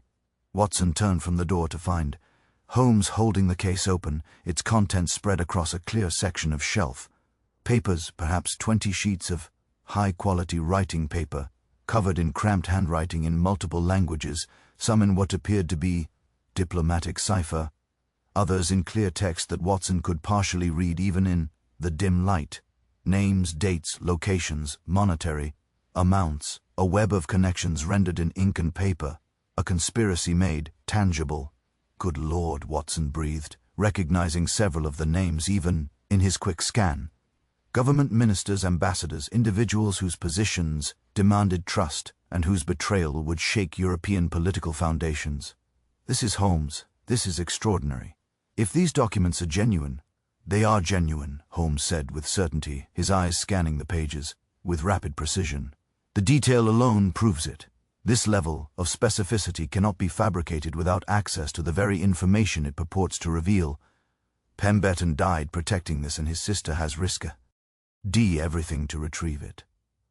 The question now becomes, how do we extract it from this train before those men searching his compartment realize their error and expand their search?" A new sound reached them from the corridor, footsteps, rapid and purposeful, moving in their direction. Watson's hand went to his revolver as he moved back to the door, peering through the gap. What he saw made his blood chill. The two civilian-dressed men had emerged from Pemberton's compartment and were moving along the corridor, systematically trying each locked door, searching with the grim determination of men who knew what they sought and would not be deterred by obstacles as trivial as locked doors or social convention. "Holmes," Watson said urgently, "we have perhaps 30 seconds before they reach this door. They're searching every locked space." Holmes was already repacking the documents, his movement swift but careful, ensuring nothing was damaged or displaced. Then we require a distraction, something to pull them away from this corridor long enough for us to exit without confrontation. Watson, your medical training. What effect would thick cleaning fluid fumes have in an enclosed space? Watson glanced at the shelves around them, seeing bottles of various cleaning solutions, the harsh chemicals used to maintain train hygiene. Depending on the concentration and ventilation, anything from mild irritation to unconsciousness, though the latter would require. Holmes, you cannot be suggesting. I'm suggesting we create a situation that requires immediate attention, drawing our searching friends away from this location while simultaneously providing cover for our own movements. That bottle, there, ammonia solution, if I'm not mistaken, and that one, chlorine-based bleach, mixed in a confined space. They produce chloramine gas, highly irritating but not lethal in brief exposure, particularly unpleasant to breathe, and requiring immediate ventilation, which means opening doors and windows, creating chaos and distraction. Watson finished understanding the plan, even as he questioned its wisdom. But Holmes, other passengers will be safely in their compartments with doors closed, and the gas will dissipate rapidly once ventilation is established. Train staff will respond immediately to prevent panic, which means our searching friends will be obligated to assist rather than continue their search. Now quickly take the document case and return to our compartment. I will arrange our distraction and follow momentarily. Watson accepted the case, tucking it under his coat where its bulk was partially concealed by his jacket, and moved to the door. The footsteps were closer now, perhaps 2 doors away, and he could hear voices.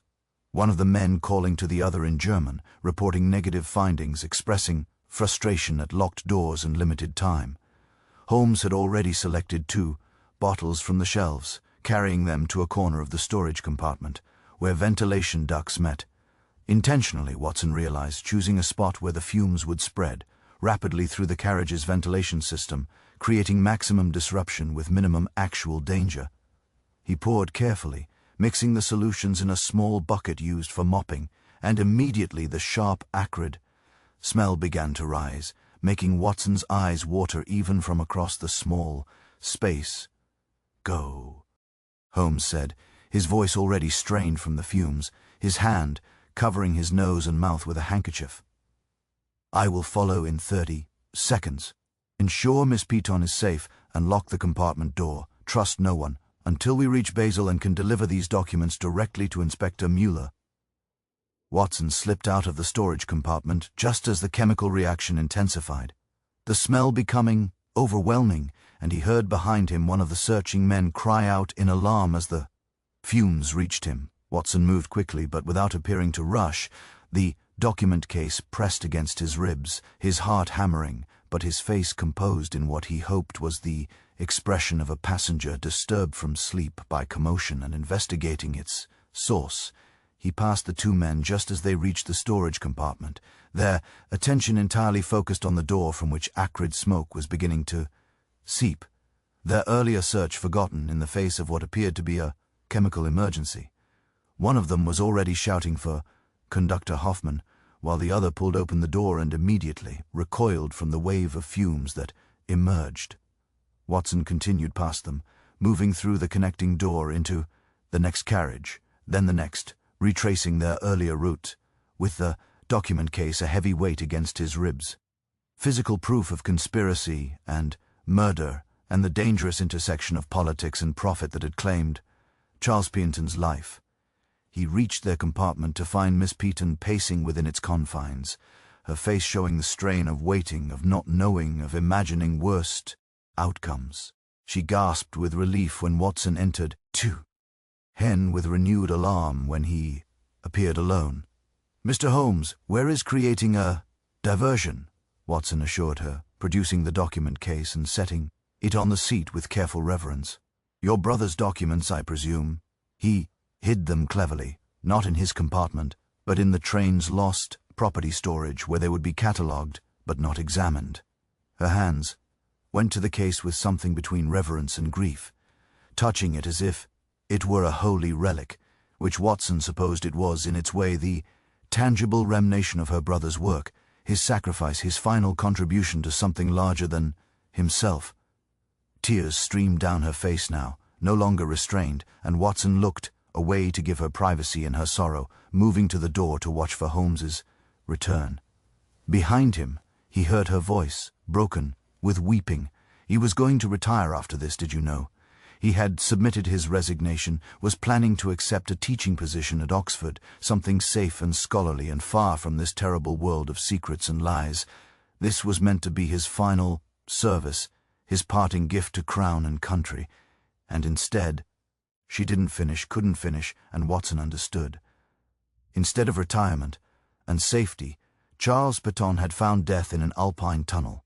His body, disposed of with such skill that even its location remained unknown, his sacrifice unacknowledged except by a sister who had followed him in disguise and 2 consulting detectives who had arrived too late to save his life but might yet ensure his death held meaning. The train's whistle blew, again. 3 sharp blasts that announced something, emergency or warning or arrival. Watson felt the train speed changing, the rhythm of wheels on rails slowing, and realized with a start that they were emerging from the Gotthard Tunnel. Light began to seep around the edges of the window shade. Not full daylight, but the grey pre-dawn illumination that suggested morning approaching, the long night finally surrendering to day. And with the light came Holmes, slipping into their compartment with his handkerchief still pressed to his nose and mouth, his eyes watering from chemical exposure, but his expression showing grim satisfaction. He closed and locked the door behind him, then moved to the window, raising the shade to reveal the world outside. They had emerged from the tunnel into a Swiss valley draped in fresh snow, the mountains rising on all sides like the walls of a great cathedral open to the sky. The dawnlight caught the peaks in shades of pink and gold, painting the snow with colors that seemed impossible, that belonged to dreams rather than waking reality. The train was slowing further, approaching what appeared to be a small station, a cluster of buildings nestled in the valley. Smoke rising from chimneys, lights glowing in windows were early raises prepared for the day. "Gushinon," Holmes said, reading the station sign as it came into view. "A scheduled stop, though brief. The conductor will be busy managing the chemical incident and reassuring passengers. This gives us a small window of opportunity." "Opportunity for what?" Watson asked. "To ensure these documents reach Inspector Mueller rather than disappearing along with us into another convenient Alpine tunnel," Holmes replied, his tone grim. "Those men searching Petton's compartment were not random to heaves, Watson.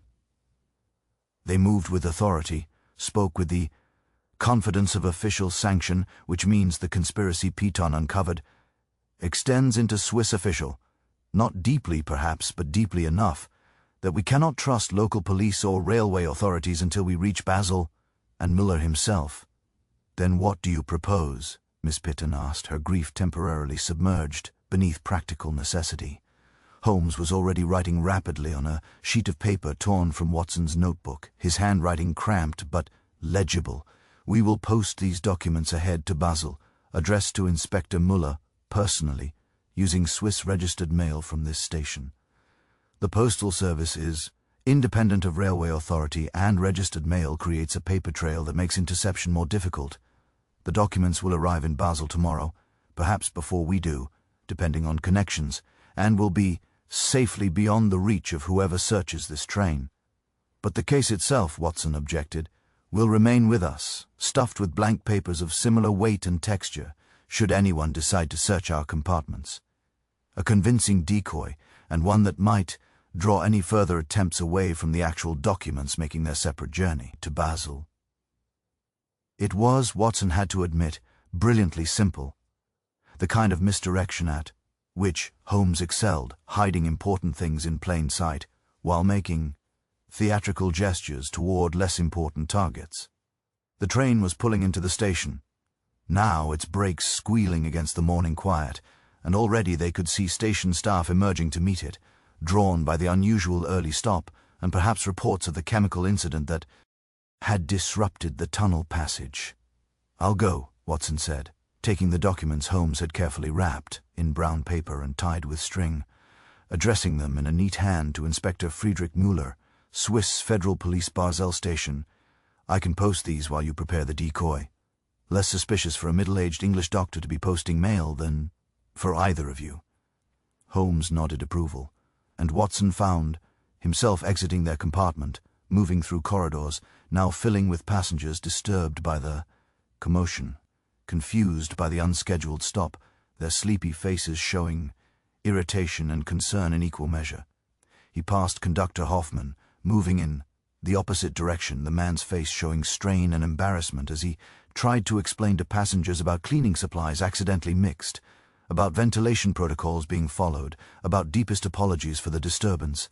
The station at Gushnan was small but well-maintained, its platform swept, clean of snow, its waiting room glowing with warmth and lamplight. Watson found the postal counter easily, a small window with a sleepy clerk behind it, roused early by the train's arrival, already preparing for the day's mail sorting. Watson purchased the registered mail service, watched the clerk weigh and stamp the package, received his receipt with a careful signature, and felt a weight lift from his shoulders as the documents disappeared into the official postal system beyond reach of private conspiracy, protected by Swiss bureaucratic procedure and the international conventions governing mail service. When he returned to the train, clutching his receipt like a talisman, he found Holmes and Miss Peaton had already prepared the decoy.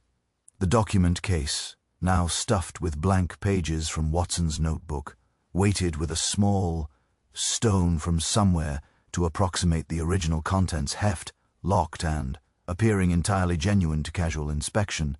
The train was pulling out of Gushnan as Watson regained their compartment, the station receding behind them, and ahead the tracks climbed higher into the Alps, toward the Furka tunnel where Charles Petton had vanished toward Basel, and Inspector Müller and whatever resolution awaited at journey's end.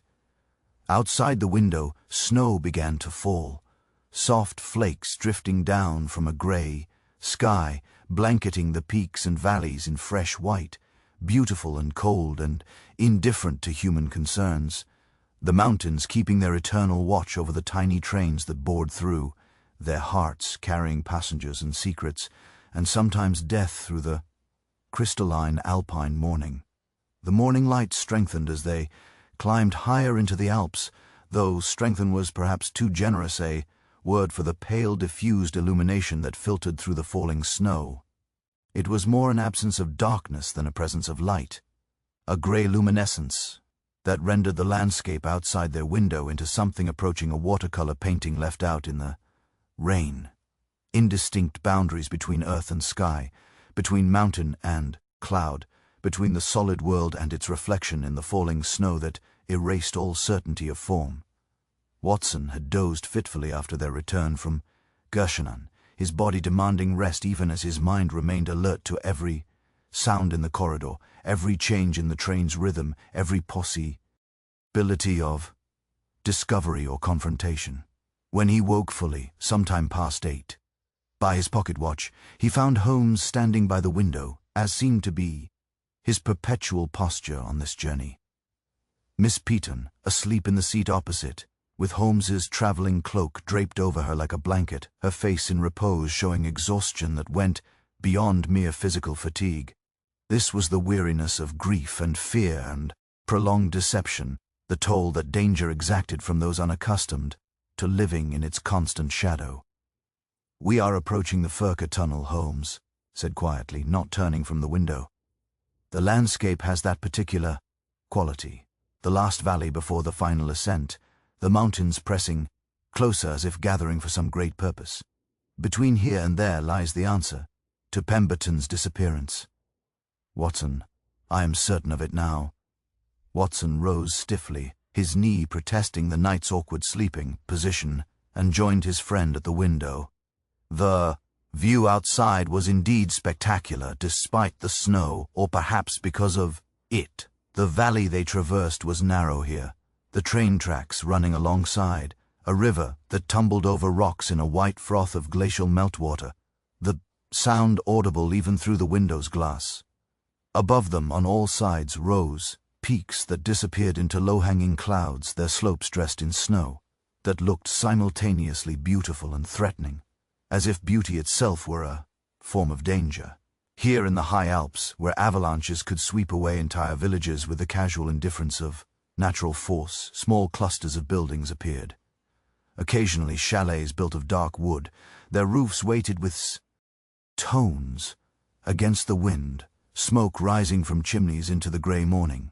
Watson glimpsed faces at windows, watching the train pass with the mild interest of mountain dwellers for whom the railway was simultaneously marvel and intrusion, connection to the wider world and reminder of that world's encroachment upon their ancient isolation. "Tell me your theory," Watson said, keeping his voice low to avoid waking Miss Peaton. "You said you know how Peaton disappeared. I confess the mechanics still elude me. A locked compartment, no body, no evidence of struggle."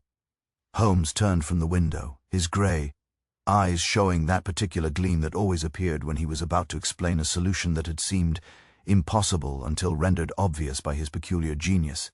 "The mechanics are actually quite simple once one abandons certain assumptions. We have been told repeatedly that Peaton disappeared from a locked compartment, vanished between tunnels, left no trace. But consider what we have not been told, Watson. We have not been told that anyone actually saw him in that compartment after dinner." Watson frowned, working through the logic. "But surely someone, the conductor, other passengers. The conductor saw him retire to his compartment after dinner." "Yes, other passengers.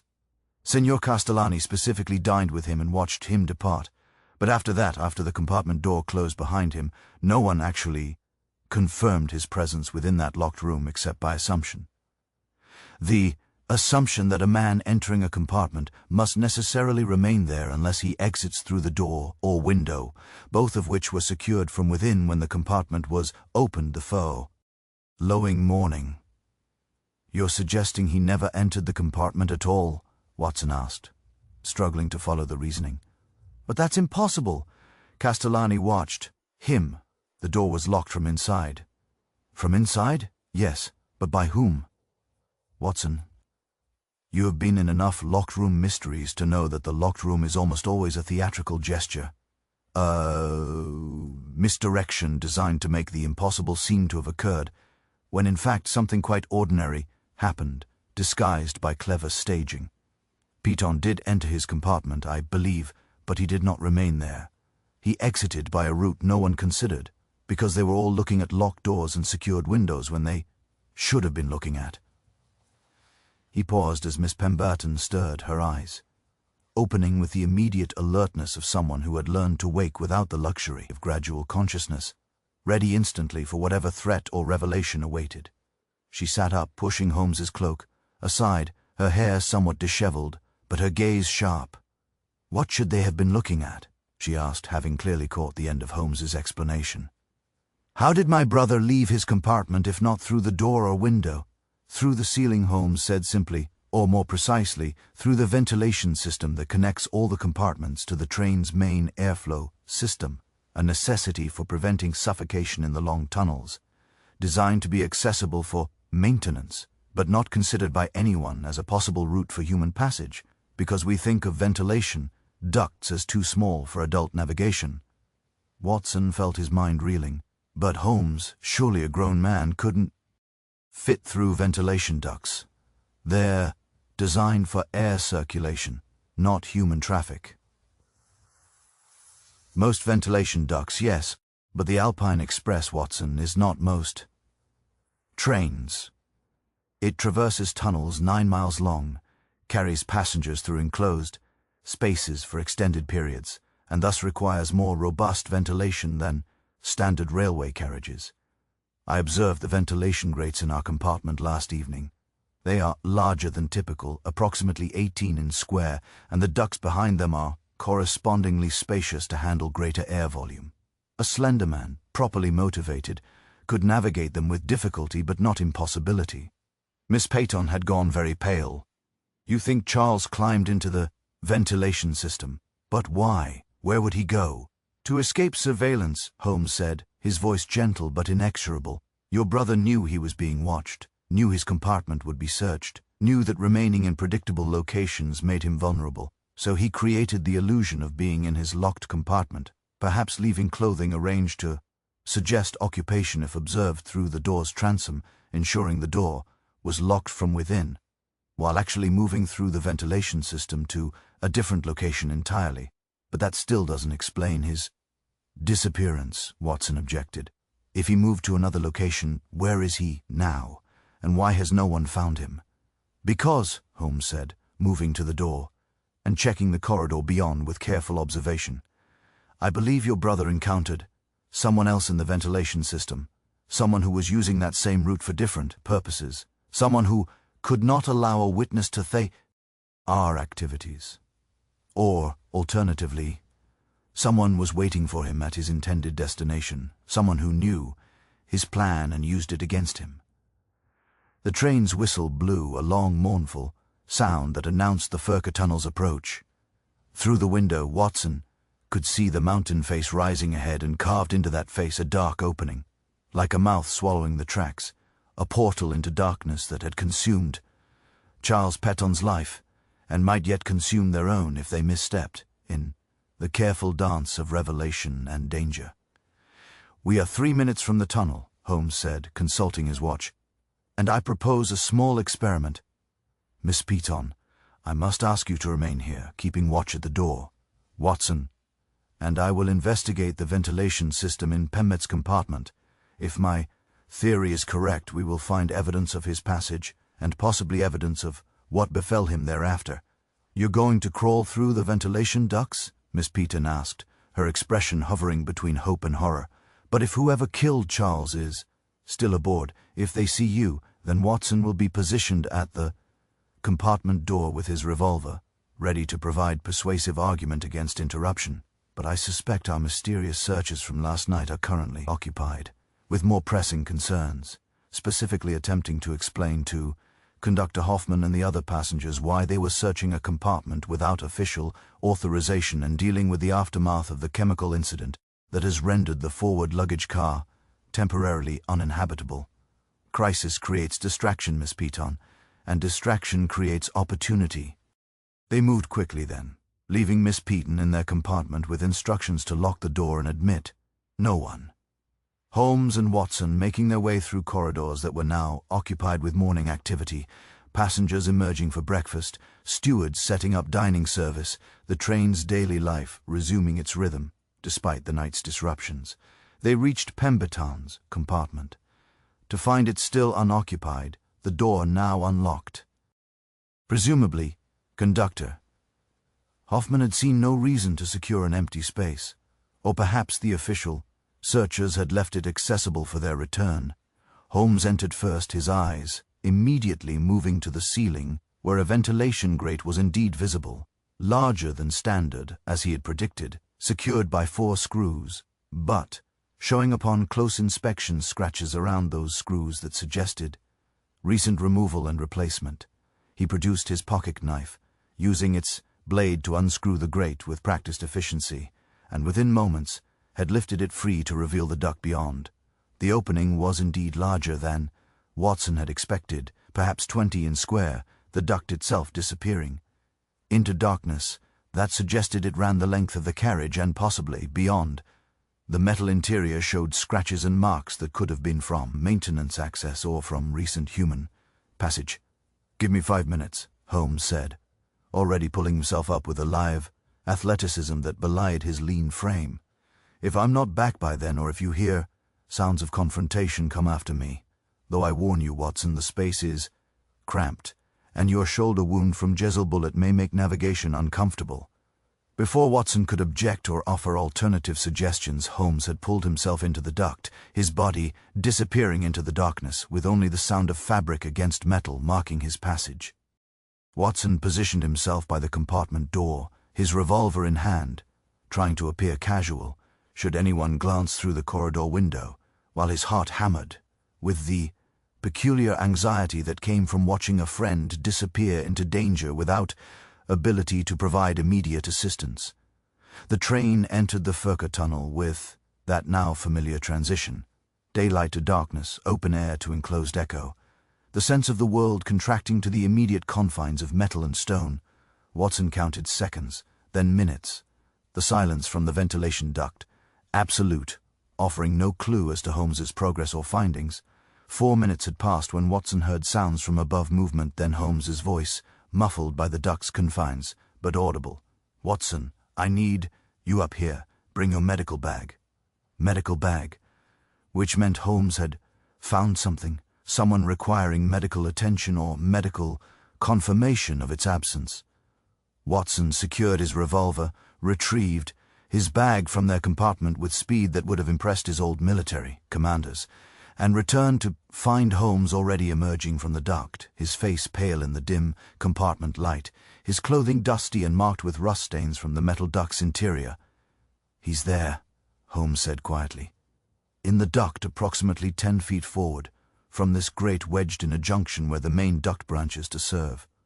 Multiple compartments. Watson, prepare yourself. It is not a pleasant sight, and Miss Peaton must not see, though we will need to tell her what we have found."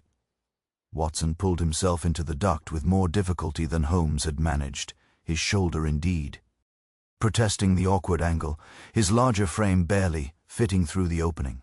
The duct was completely dark, and he had to navigate by touch and by following Holmes's voice, calling directions from ahead. The space was claustrophobic, the metal walls pressing close on all sides, and Watson felt profound respect for whatever desperation or courage had driven Charles Petton to navigate this darkness, seeking safety that had instead become his tomb. The body, when Watson's questing hands found it, was wedged tightly in the junction Holmes had described, positioned in a way that suggested Pemberton had been trying to navigate the branch when something or someone had stopped him.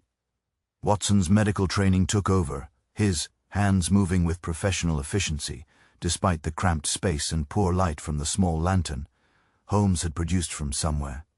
Charles Petton had been dead for days. The cold had preserved the body somewhat, but decomposition was evident, the smell contained by the metal duct but unmistakable. Once one was in proximity, Watson conducted his examination by touch more than sight, feeling for wounds, for evidence of violence, for the cause of death that had left a man trapped in ventilation ductwork like an animal in a burrow. "Blow to the back of the head," Watson reported quietly, his fingers finding the depressed fracture in Petton's skull. The dried blood matted in hair struck from behind with something heavy and blunt, a tool perhaps, or a weapon of opportunity. Death would have been relatively quick, possibly instantaneous, depending on the force of the blow. He died where he lies, Holmes. Someone followed him into this duct and killed him here, then left the body wedged in this junction, where discovery would be unlikely unless someone specifically knew where to look, or until the smell became overwhelming enough to prompt investigation, Holmes added grimly, which would have occurred within days, certainly before the train completed more than 1 or 2 additional runs on this route. This was not meant to be a permanent concealment, Watson, merely one sufficient to allow the murderer time to search Petton's belongings, locate the documents they sought, and depart the train at a convenient station before the body's discovery prompted official investigation. They made their way back to the grate, Watson moving backward through the duct, with awkward shuffling that scraped his clothing and tested his dignity, finally emerging into Pemberton's compartment with profound relief at the return of normal space and air that did not carry the scent of death. Holmes was replacing the ventilation grate, his movements slow and deliberate, when the compartment door opened without warning and Conductor Hoffman entered, stopping short at the sight of them. 2 disheveled Englishmen, one holding a medical bag, both marked with rust stains and dust, standing in a compartment they had no official reason to occupy. "Gentlemen," Hoffman said, his voice carrying careful neutrality that barely concealed suspicion, "may I ask what you are doing in Senior Petton's former compartment? This space is supposed to be secured pending official investigation. It is precisely official investigation. That brings us here," Holmes replied, his composure remarkable, given their circumstances. "Conductor Hoffman, I regret to inform you that your missing passenger is no longer missing. Dr. Watson has just confirmed the presence of Charles Petton's body in the ventilation system directly above this compartment. He has been there since his disappearance, murdered, concealed, and left where only deliberate search would reveal him. Hoffman's face went through a remarkable series of expressions: shock, horror, disbelief, then a kind of profound weariness that suggested this final revelation was somehow both unexpected and inevitable, the conclusion to a mystery that had haunted his train for days. He sank onto the compartment seat, his conductor's authority momentarily abandoned in favor of simple human response to dreadful news. "In the ventilation system," he said faintly. "But that is impossible. No one could fit. Yet he did fit, and someone else did as well, and that someone killed him there in the darkness between these walls, while your train passed through the Furka tunnel days ago," Holmes said, not unkindly, but without compromise. "The question now becomes, what do we do with this information? We are still in the tunnel, still isolated, still surrounded by passengers, any one of whom might be the murderer. If we announce the discovery immediately, we risk prompting the killer to desperate action, perhaps taking hostages, certainly destroying any remaining evidence. If we wait until Basel, we risk the killer departing at one of the intervening stations, disappearing into Switzerland with their crime unpunished." Watson watched Hoffman wrestle with this dilemma, understanding the man's position. A conductor accustomed to managing schedule delays and passenger complaints, now facing murder and conspiracy and choices that carry profound consequences regardless of their direction. "What do you recommend, Mr. Holmes?" Hoffman asked finally. "You are the detective, the expert in such matters. I am merely a railway conductor who has discovered that his train has been carrying a corpse in its walls for 3 days while I served breakfast to a murderer and assured passengers of their safety. I recommend," Holmes said, moving to the window where the tunnel's darkness was already giving way to the grey light of emergence, "that you make no announcement yet. Allow the train to proceed normally to Basel, which we should reach in approximately 3 hours. Telegraph ahead from the next station, Andermatt, I believe, informing Inspector Müller of our discovery and requesting his presence at Basel station with sufficient officers to secure the train and prevent any passenger departures until they can be properly questioned. Allow the routine of breakfast service and normal travel to continue, which will keep the murderer complacent, believing their crime remains undiscovered." "And what will you be doing during these 3 hours?" Hoffman asked. Holmes smiled, though it was not a pleasant expression. "I will be having breakfast in the dining car, observing our fellow passengers, and determining which of them followed Charles Petton into that ventilation duct and struck him down in the darkness. Because the murderer made one critical error, Watson.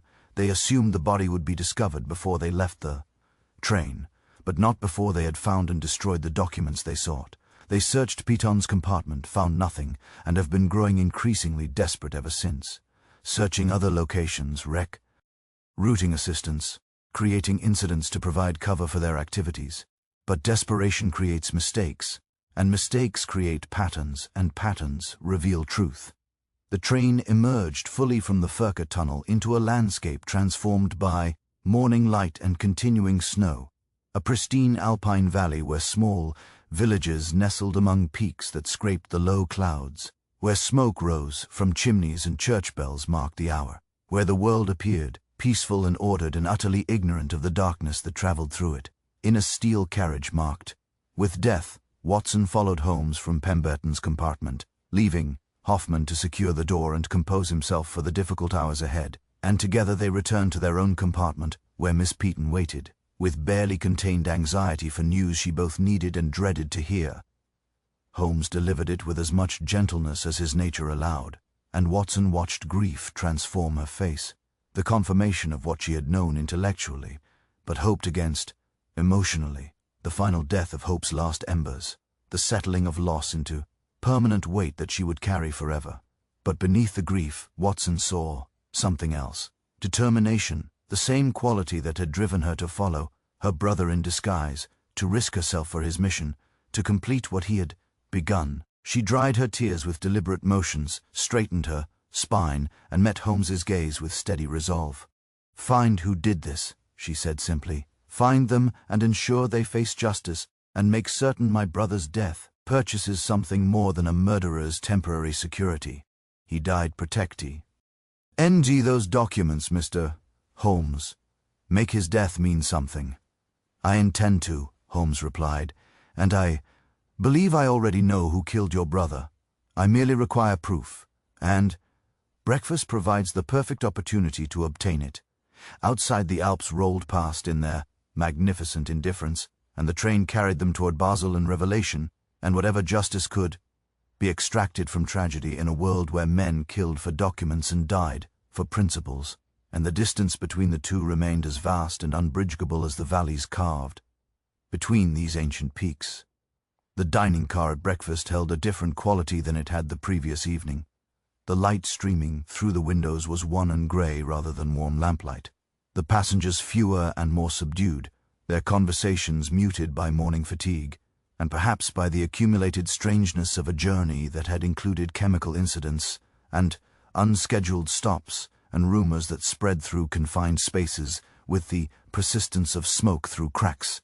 Snow continued to fall outside, softening the landscape into abstraction. The Alps rendered as suggestions rather than declarations. Peaks and valleys blurred together in white and grey that made distance impossible to judge. Holmes had changed his clothing, discarding the dust-stained garments from their ventilation system, exploration in favor of a fresh shirt and jacket that made him appear every inch the proper English gentleman, traveling for pleasure, rather than a detective who had just discovered a corpse wedged in the train's infrastructure. Watson had done likewise, though his medical bag remained close at hand. Old habits from military service, the instinct to keep instruments of potential necessity within reach. Miss Peaton had insisted on accompanying them, despite Holmes's initial objection, arguing with irrefutable logic that her continued absence from public spaces would appear suspicious, that she had maintained her widow's disguise this long and could sustain it through breakfast, that she deserved to witness whatever revelation Holmes intended to orchestrate. She had replaced her veil, once again becoming Madame Marot, that mysterious figure whose presence had sparked speculation and whose identity remained unknown to all but Holmes and Watson. They entered the dining car to find perhaps 8 other passengers scattered across the tables, and Watson recognized immediately that this was everyone who had been aboard during Peaton's disappearance, the core cast of suspects that Holmes had been observing, cataloguing, deducing about since they boarded in Paris. Senna Castellani sat at his customary table, though his jovial manner was dimmed by mourning and circumstance, his breakfast apparently not meeting expectations based on the expression he wore while examining his eggs. Herr Kaufmann occupied his corner table, once again reading his technical manual, though Watson noticed the watchmaker's eyes flickered frequently from the page to observe the other diners, with what might have been professional caution or guilty awareness. Miss Albright sat alone by a window, her breakfast only half eaten, her attention apparently fixed on the passing landscape, but her posture suggesting alertness rather than contemplation. The Countess von Oresch was absent, her maid emerging from the forward carriages, with a tray presumably intended for her mistress. The older woman's expression grim with the particular weariness of those who care for the difficult and demanding, and at a rear table sharing space in apparent coincidence, but with body language suggesting prior acquaintance, sat the 2 men who had searched Peaton's compartment during the night, no longer pretending to be ordinary passengers, but not yet revealing whatever official or unofficial authority they possessed. They wore the same dark civilian clothing, their faces showing the exhaustion of a sleepless night and the frustration of fruitless searching. And when Holmes entered the dining car, they both looked up with expressions that combined recognition, calculation, and something approaching resignation. Holmes guided Miss Peaton to a central table with optimal observation angles, seated her with careful courtesy, then gestured for Watson to take the remaining chair, while he himself remained standing. A theatrical choice, Watson realized, positioning himself as the focal point for whatever performance he intended to deliver. The steward approached with menus and the obsequious efficiency of his profession, but Holmes waved him away with gentle dismissal. If you would be so kind as to ensure that no one enters or exits the dining car for the next 10 minutes, and to inform Conductor Hoffman that his presence is required immediately. I would be most grateful, What I have to say concerns everyone present, and departure before its conclusion would be most unfortunate." The steward's eyes widened, but years of training in continental service had prepared him for eccentric requests from English gentlemen, and he depart with a small bow to summon the conductor. Watson watched the other passengers react to Holmes's announcement. Castellani's confusion, Kaufmann's sudden stillness, Miss Albright's sharp attention, and most tellingly, the exchanged glance between the two men at the rear table, a wordless communication that confirmed what Holmes had already deduced. They were partners, confederates, men working together toward purposes not yet fully revealed. Conductor Hoffman arrived with remarkable speed, his face showing strain but also something approaching relief, the expression of a man who had been carrying unbearable knowledge for hours and welcomed its release, regardless of consequence. He positioned himself near the door, effectively blocking the exit, as Holmes had requested, and nodded for the detective to proceed. "Ladies and gentlemen," Holmes began, his voice carrying easily through the dining car despite its conversational volume. "I apologize for interrupting your breakfast, but circumstances require immediate clarity regarding events that have unfolded aboard this train over the past several days. My name is Sherlock Holmes, consulting detective engaged by Inspector Meir of the Swiss Federal Police to investigate the disappearance of Mr. Charles Patton, British citizen, who was last seen aboard this train nights ago." Castellani sat down his fork with visible discomfort. Miss Albright's hand moved unconsciously to her throat. Kaufmann finally looked up from his book, his expression carefully neutral. The two men at the rear table sat very still, their attention absolute. "This morning," Holmes continued, "Dr. Watson and I discovered Mr. Patton's body, concealed within the Tri-N's ventilation system where he had been since the night of his disappearance. He died from a blow to the head, delivered in darkness while he attempted to navigate the ventilation ducts for reasons that will become clear. His death was murder, calculated and concealed, and his murderer has remained aboard this train, sitting among us, sharing meals and conversation while a body decomposed in the walls around us." The reactions were immediate and varied. Castellani's face draining of color, Miss Albright's sharp intake of breath, even Kaufmann's careful neutrality, cracking into something approaching shock.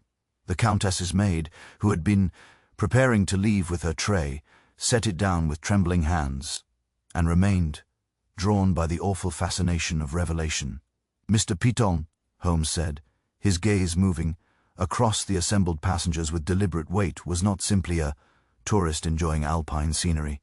He was an agent of the British Foreign Office, carrying documents that revealed a conspiracy of considerable scope, sensitive information sold across national boundaries, diplomatic secrets, traded for profit, a network involving individuals in positions of trust across multiple European governments.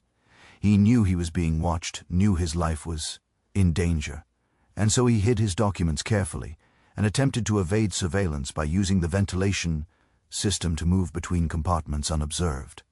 Watson saw understanding beginning to dawn on several faces, the pieces arranging themselves into coherent pattern, the impossible locked room, revealing its mundane mechanics through Holmes's exposition. "Unfortunately for Mr. Patton," Holmes continued, "he wasn't the only person aboard this train who knew about the ventilation system's accessibility. Someone else had also discovered this route, someone who had been using it for their own purposes, someone who encountered Patton in the darkness and recognized both an obstacle and an opportunity. That someone killed him there in the ductwork, left his body wedged at a junction where casual observation would not find it, and then set about searching for the documents they believed Pemberton carried. This is speculation," one of the rear table men said suddenly, his German accented English crisp with authority. "You have no proof of this narrative, merely a body and convenient theories. I am Ober-Inspector Dietrich of the Swiss Federal Police, and my colleague is Inspector Vera. We have been conducting our own investigation into this matter, and I must object to your amateur interference." "Amateur interference," Holmes interrupted smoothly. "That has located the body you failed to find despite your official position and unlimited access to this train. Tell me, Oberinspector Dietrich, when did you board the Alpine Express? Was it in Milan, traveling with Mr. Petten, watching him from the beginning? Or did you join at a later station, summoned by a Confederate who reported that Piton was carrying something of value? Dietrich's face darkened, but before he could respond, Holmes had already moved on, his attention shifting to the watchmaker sitting silently in his corner. Herr Kaufmann, Holmes said, and Watson heard the change in his friend's voice, the gentleness replaced by steel, the courtesy becoming accusation. You have been remarkably quiet throughout this journey, absorbed in your technical read, keeping to yourself. But your hands, sir, tell a different story than your demeanor suggests. Dr. Watson, would you describe the injury you observed on Herr Kaufmann's right hand yesterday evening at dinner? Watson had not consciously noted any injury, but Holmes's prompting triggered memory. A flash of observation logged, but not analyzed at the time.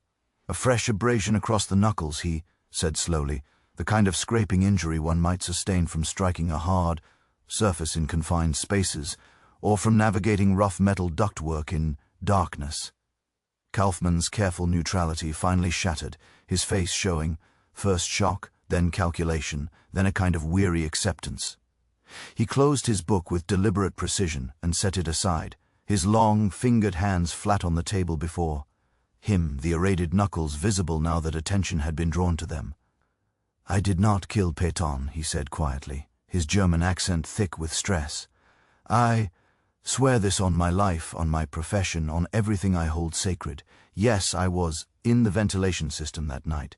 Yes, I encountered him there, but I did not strike him. I found him already dead, already wedged in that junction, and he stopped, his throat working as if words had become physically difficult to produce. You panicked, Holmes. Supplied. You found a body in a space where you should not have been, and rather than report it and explain your own presence in the ductwork, you fled, returning to your compartment and saying nothing. But that does not explain why you were in the ventilation system to begin with.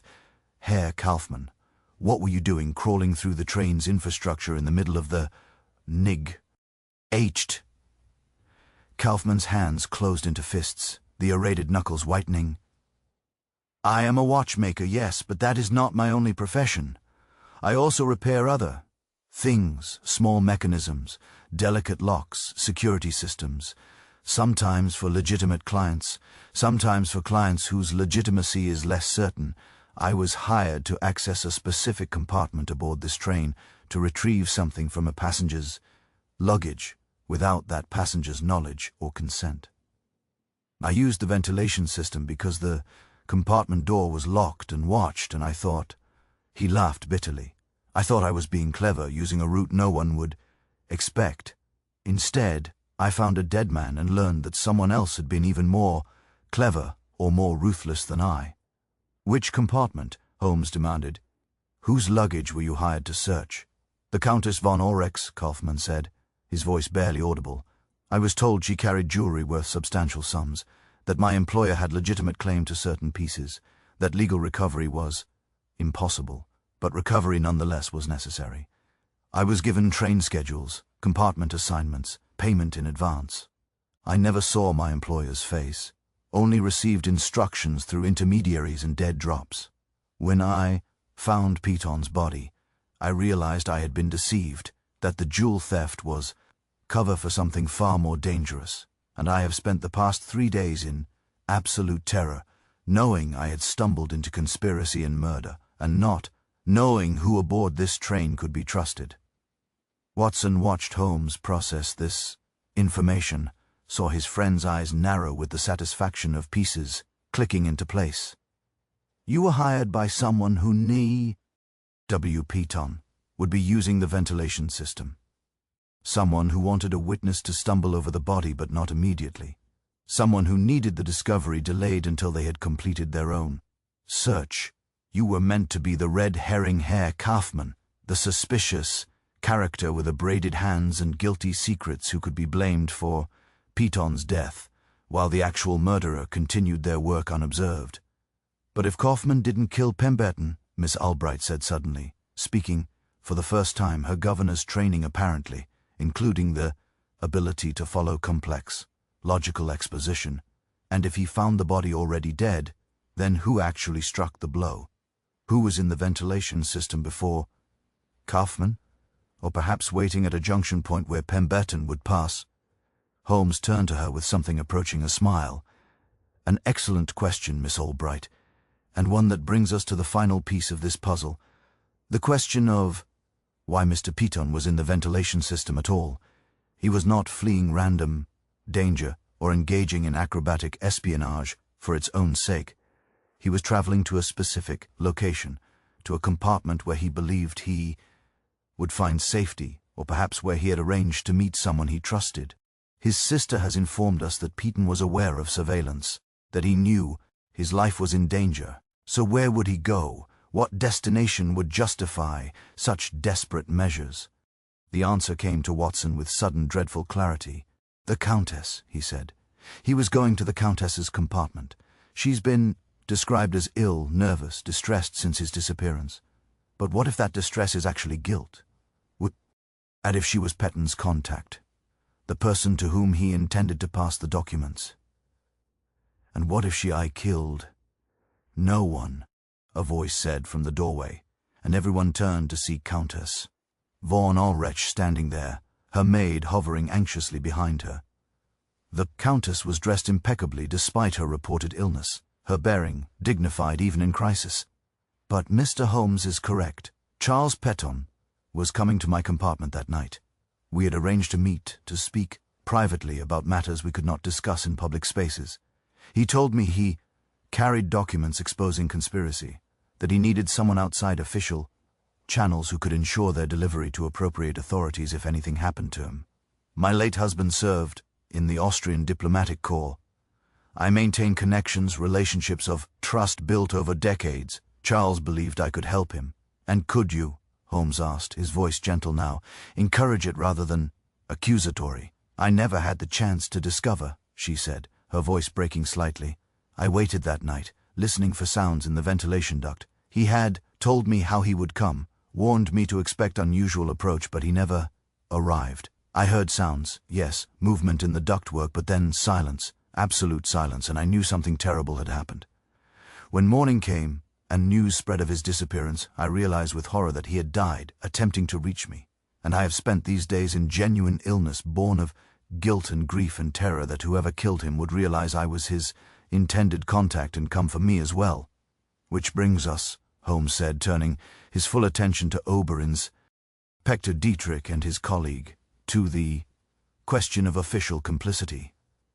You claim to be Swiss Federal Police conducting investigation, but Inspector Müller, the actual Swiss Federal Police investigator assigned to this case, knows nothing of your presence aboard this train. You boarded with false credentials, searched Piton's compartment without authorization, and have been desperately seeking documents whose existence you should not know about, unless you were part of the conspiracy Piton was exposing. Dietrich rose slowly from his table, his hand moving toward his coat with obvious intention. But Watson was faster, his service revolver emerging from his pocket with practice speed, leveled steadily at the false inspector's chest. Vera remained seated, his own hands visible and empty, his expression showing defeat rather than resistance.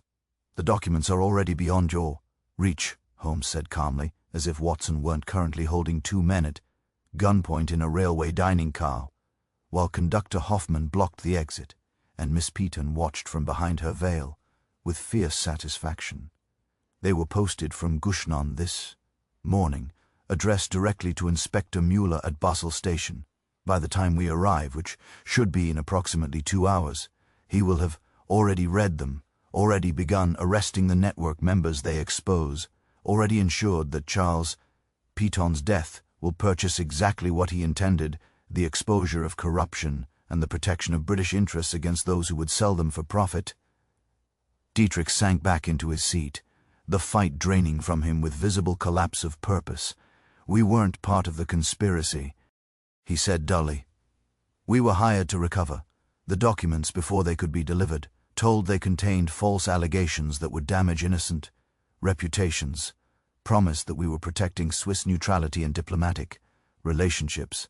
Only gradually did we realize we had been deceived, that the documents were genuine, that we had become accessories to murder and conspiracy.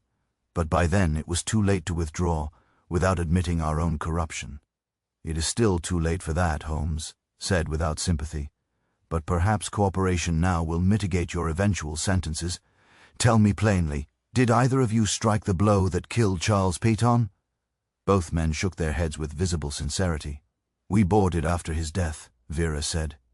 "We were summoned by telegram, told only that documents needed recovery, that a passenger had disappeared. We assumed mistakenly, stupidly, that this was routine intelligence work, the kind of quiet assistance that governments exchange without formal acknowledgement. The murder was as much a shock to us as to anyone, though we could not reveal that shock without explaining our presence." Holmes nodded slowly, accepting this testimony with visible reservation. "Then the actual murderer remains unidentified. Someone who knew Peyton would use the ventilation system, who waited at the junction point where he would pass, who struck him down in darkness and left him there to be discovered eventually by someone like Herr Kaufmann, carefully positioned to take blame. Someone who has been aboard this train from the beginning, who dined with Peyton and gained his partial trust, who has maintained cheerful facade while a body decomposed in the walls." Watson felt realization dawning like cold sunrise, pieces arranging themselves into pattern he should have seen earlier. Holmes had said the answer was obvious, that desperation created mistakes, and mistakes created patterns, and the one passenger who had been consistently determinedly cheerful despite every disturbing incident, who had dined with Peyton and questioned him about Italian politics with suspicious intensity, who had claimed to know every tunnel and station on this route because he traveled it 6 times annually. "Signor Castellani," Holmes said, and the jovial Italian merchant looked up from his eggs with expression that had finally completely abandoned its facade of good humor. "Would you care to explain why a man claiming to be textile merchant carries in his pocket a diplomatic cipher key? Yes, I observed it yesterday when you reached for your wine glass.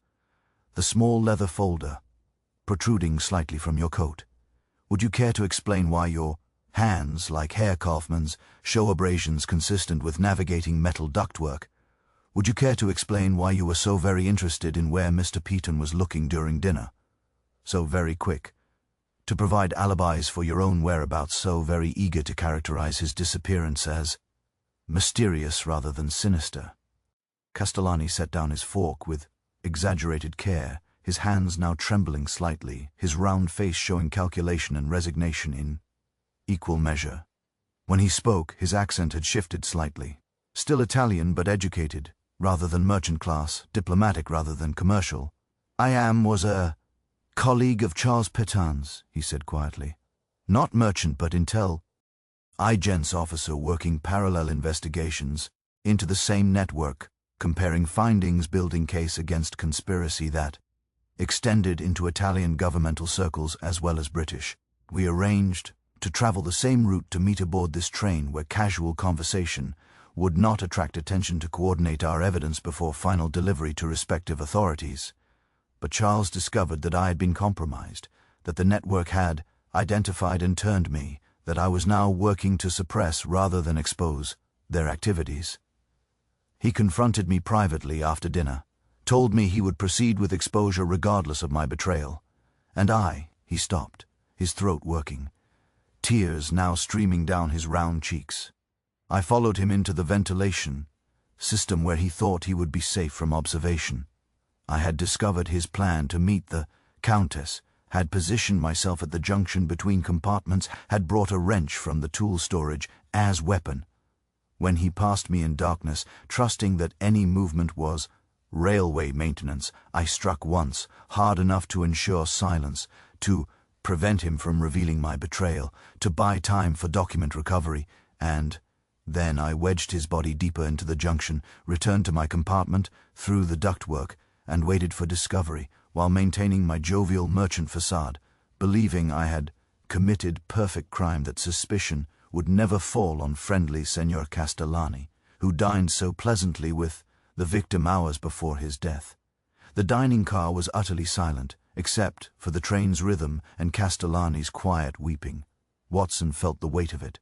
The corruption of Frenchy, the murder of colleague, the particular betrayal that came when trust was weaponized against those who offered it. Miss Peaton had removed her veil entirely. Now, her face, showing not triumph, but profound sadness, the understanding that her brother's death had come at the hands of someone he had considered friend and ally. "Inspector Miller will be waiting at Basel Station," Holmes said into the silence. "With sufficient officers to take custody of everyone involved in this matter, murderers, accomplices, accessories, and witnesses. The documents are beyond recovery by those who wish them suppressed. Charles Peaton's death will not be meaningless. His exposure will proceed, and his sister will have the consolation of knowing he died in service of principles larger than himself." The train emerged from the final tunnel into the descent toward Basel, the landscape opening around them as they dropped from Alpine heights toward the Rye Valley and the city that awaited at journey's end. The snow had stopped, the clouds lifting to reveal peaks behind them, painted gold by morning sun, beautiful and cold and indifferent to human tragedy enacted in their shadows. They reached Basel Station 2 hours later, gliding to platform stop beneath glass and iron roof, where Inspector Muller waited with uniformed officers, their presence drawing curious stares from other travelers. The arrests were conducted with Swiss efficiency. Castellani taken into custody without resistance. Dietrich and Vera separated and escorted to different vehicles. Herr Kaufmann released after testimony with warnings about future activities. The Countess departed with her maid, her involvement noted, but her innocence established, her grief genuine, even if her role had been peripheral.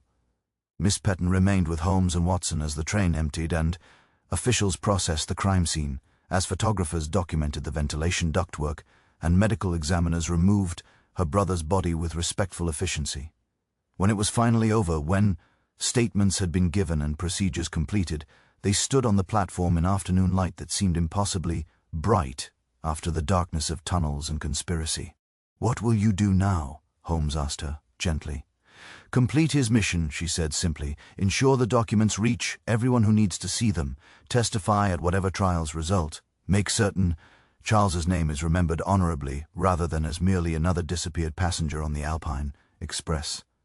And then she paused, her voice catching. "And then perhaps I will grieve properly and completely without disguise or deception, but not yet. First justice, then sorrow." She departed with Inspector Muller, her spine straight despite exhaustion, carrying her brother's legacy forward with determination that made Watson think Charles Peaton had been fortunate in his sister, even if that fortune had come too late to save his life. Holmes and Watson remained on the platform as the Alpine Express was emptied and secured as the Swiss authorities completed their methodical documentation. As the sun tracked westward toward evening and the mountains behind them glowed with alpenglow, that peculiar rose-gold light that painted peaks with colors that seemed impossible, that belonged to dreams rather than waking world. "Another case concluded," Watson said finally. "Another life." Lost, Holmes corrected quietly, though perhaps not entirely in vain. "Peaton's documents will expose the network, prevent future betrayals, save lives we will never know about through conspiracies that will never occur.